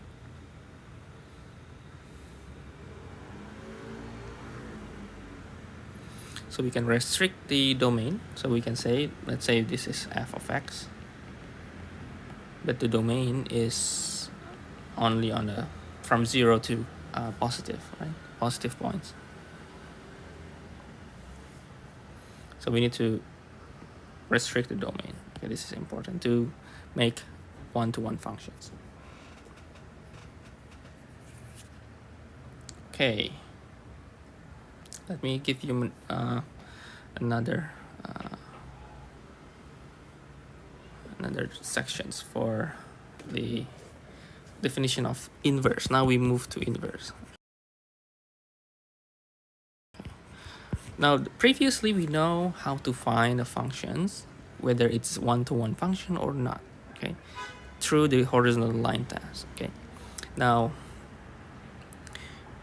if we have f is one-to-one functions, then we may have something called inverse. What is inverse? Okay. What is inverse? Well, inverse in definition, or if you translate from English to some other words, you might think that the inverse is it's seemingly related to reverse the process. Okay, so if we have x as our input, right, and going to some function, or yeah, probably, or let me just go through this arrow is a function, and we get the f of x from there. Now if we move back from f of x, we move back here. Now this is called the f inverse. So this is called the inverse process. The inverse. Okay, maybe giving you definition first and then see the example to make it understandable. So this is what we have, right? And definition here is definition. Okay. Definition of f inverse or inverse. So let me just explain this first. Okay. Let f be one-to-one function with domain A and range B. Then its inverse function of f inverse or inverse function f inverse has domain B and range A, and defined by f inverse y is equal to x and f of x is equal to y for any y in B. Now, probably you will get the point why it need to be one-to-one function. Okay. So the idea behind one-to-one functions, why it can have the inverse, is if you have the like maybe just typical x squared like usual. Because of the problem that we have here, when we have a and negative a, it has the same value. It will be difficult if you want to translate or transform, or not transform, if you want to exchange the domain and range, right? Well, it has a domain, right? It has some domain, it has some range. But because of this, it has the same value, it will be difficult to know how to change from this, let's say it's f of a, how to change this to the x-axis. Is it negative a or is it a? That will be very difficult. That's why to define the inverse, we need to make sure that the function is one-to-one functions, okay? Because they will know for sure how to exchange their domain and range, okay? Hopefully it's understandable, okay? And well, if you look at I think the same graph from usual previous sections, if you have this, then we know that the whole thing here will be domain, and the whole thing here from here to here is our range, or maybe writing a little bit, yeah, range like that, okay? And we need to exchange this range and domain practically, okay, in inverse. And the symbols inverse usually we write with -1 on the top, okay? But this -1, okay, it doesn't mean that it's this, okay? No, okay, no, it's wrong, okay? This is inverse of f, okay? Inverse function f, we say that, and not the reciprocal, okay? We cannot do 1/f, okay? Remember, okay? Now, to describe more what's the f, okay? So because we exchange domain and range, so okay, so if we have domain of the f inverse, then it becomes the range of f. And same way, if we have range of f inverse, then this is actually our domain of f, okay?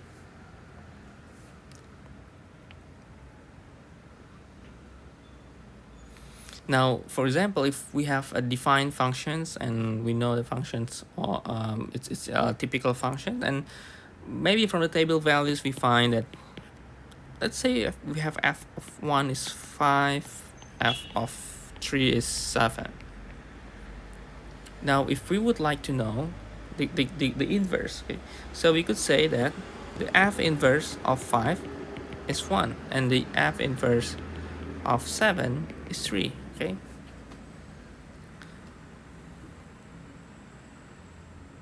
so basically this is what will happen when we have this. Okay, so we start from x, goes through here and become f of x through f. The f inverse is reverse the process and taking the f of x back to x. Okay, well, so far I think it should be easily to be understood. I think the difficulty part is when we have practically finding the inverse itself, how practical it is. Okay, before we go there, maybe some property that important for you. So this is the property. Okay,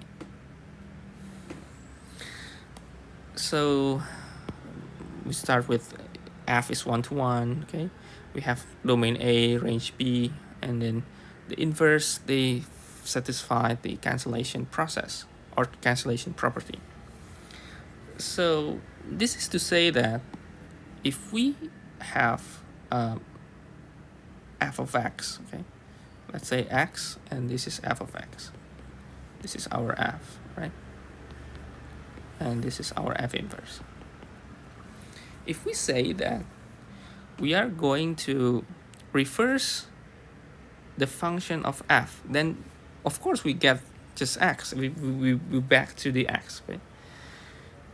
If we move, so we say that the first one here, we start from inside, so we go here, and we go back, right? The same way with the second one here, we go first the inverse, and then we go back to the f, or we say that it will going back to the original x, right?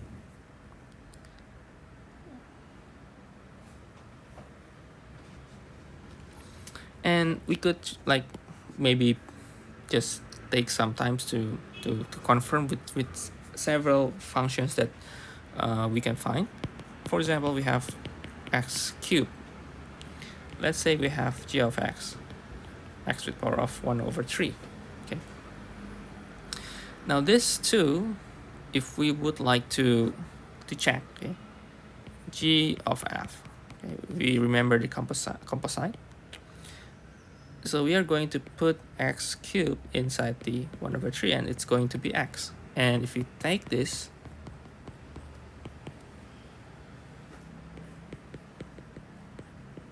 it's going to be the same x, which means that g and f is a function and its inverse. So they both inverses of each other. Okay. Now let me give you a practical way, a practical approach to find the inverse. Okay. So let's say we have y, or I think we can move to next page to make sure that we are understand. Well, if you want to pause the video or maybe rewind, go back to one-to-one functions, you can go back and rewatch the video. So let's say we start from y is equal f of x. Okay. From here we get to exchange the y and x, to exchange the domain and range, right? We get this. Okay. So to get if we want to solve, okay, if we want to solve this, then we need to exchange first idea, need to interchange y and x. right?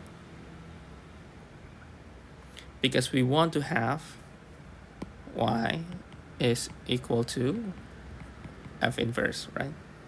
So we need to interchange x and y. So interchange this one. Okay. Now in practice, first define the function first. Second, solve for x in terms y. Third, interchange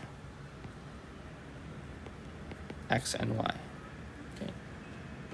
So that we get the result is this.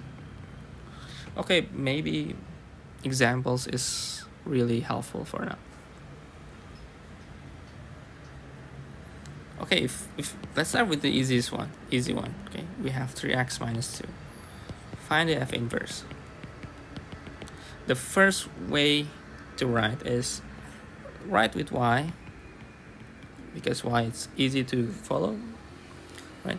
And then solve with in terms of x. So 3x is y plus 2, and x is y plus 2 over 3. And then we interchange the y and x. So this will be y, x plus 2 over 3. And this becomes our inverse. Okay, if you want to check, we can check. So we could check f. Let's say we put in the x plus 2 over 3. So 3, and then x plus 2 over 3, and then minus 2. So this will be cancel, and this will be going x, right? So it's proving the previous property. Okay, now another one. Let me write here. So find the inverse. So we have f of x. Another example is x with power 5 minus 3 over 2. So again, we start with writing within y and solve in x with power of 5 there. So 2y plus 3 is x power of 5. And x will be, or maybe using with this 2y plus 3 and then 1 over 5. Now interchange the x and y. This become y, 2x plus 3. And this is precisely the f inverse. Sorry. And you can also check whether it's correct if we plug in into the original function.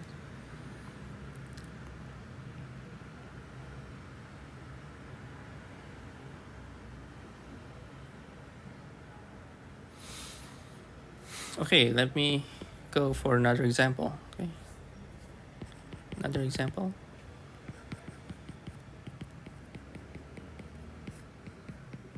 Okay, let's write down the equation in terms of x and y, and then solve in terms of x. So we can, well, try to solve first and then combine all x into 1, and then we go y minus 2, and we go there y plus 3, y minus 2, and then we exchange x and y.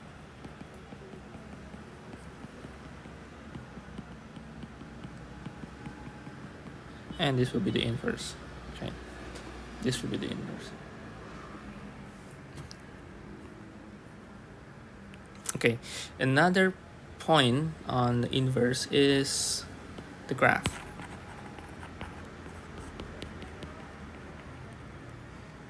Okay, so what the important here is actually the inverse, since it's interchange domain and range, so we can actually predict or maybe guess how the graphs looks like.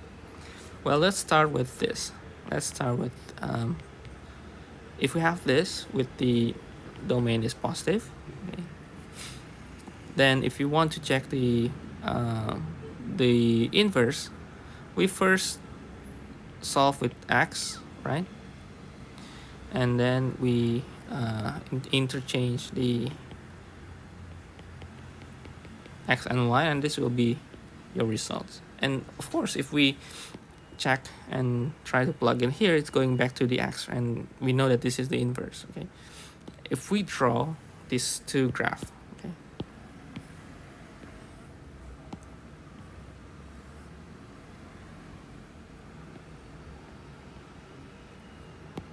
so this is the x squared for positive domain, for positive domain.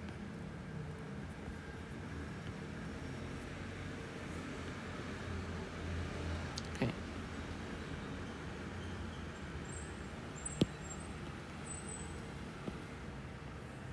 Okay.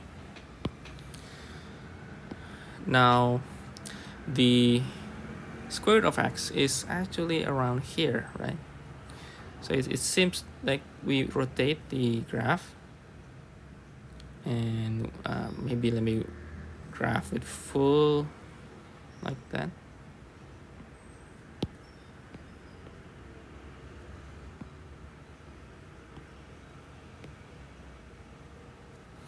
And erase this part. Okay. Now we see that it seems that it makes some pattern, or we can see some correlation, some similarity, right? Well, we just rotate actually, but actually, if we look closely, there is a symmetry. Okay, there is a symmetry. So if we take this a different color, maybe taking the with the line here, it is it's a symmetry through this line. Okay, and if you try to find out what this line is actually y equal x. Okay, so we could make the graph. Okay, so the graph of f inverse is obtained by reflecting graph of f in the line y equal x. Okay, so we can assume, or not assume, we can predict, we can guess. Okay, so let me put the graph here. So this is what it means. Okay, so you will have the y equal x, okay, as your center of reflections. Okay. So if you have any graph that maybe start from here and it's 1-to-1, and maybe it's going to be here, the inverse. So it's interesting, okay, interesting, and well, you can predict this graph. And later we are going to still using this inverse to see the exponent, but that will be maybe in the later sections. Okay, we are going into more practice in exponent and logarithm. Okay, so we can have more exercise, but that will be later. Okay, this is just end on functions. So all the functions will be finished. Okay, so this is the end of the inverse. Okay, inverse is the last part on functions. So we have learned the fundamentals aspect of mathematics, from numbers until inequality, right? And also learning the slope and other things as well. And also now the functions, okay, the functions. So from these two chapters, please be prepared for quiz. I will prepare the quiz by online platform, and maybe before the quiz I will announce the how to work out the quiz. Okay, so I think that's it for today's course. Okay, so hopefully this video content improve from the first one the last week, and I hope you can enjoy my class more. Okay, so see you later.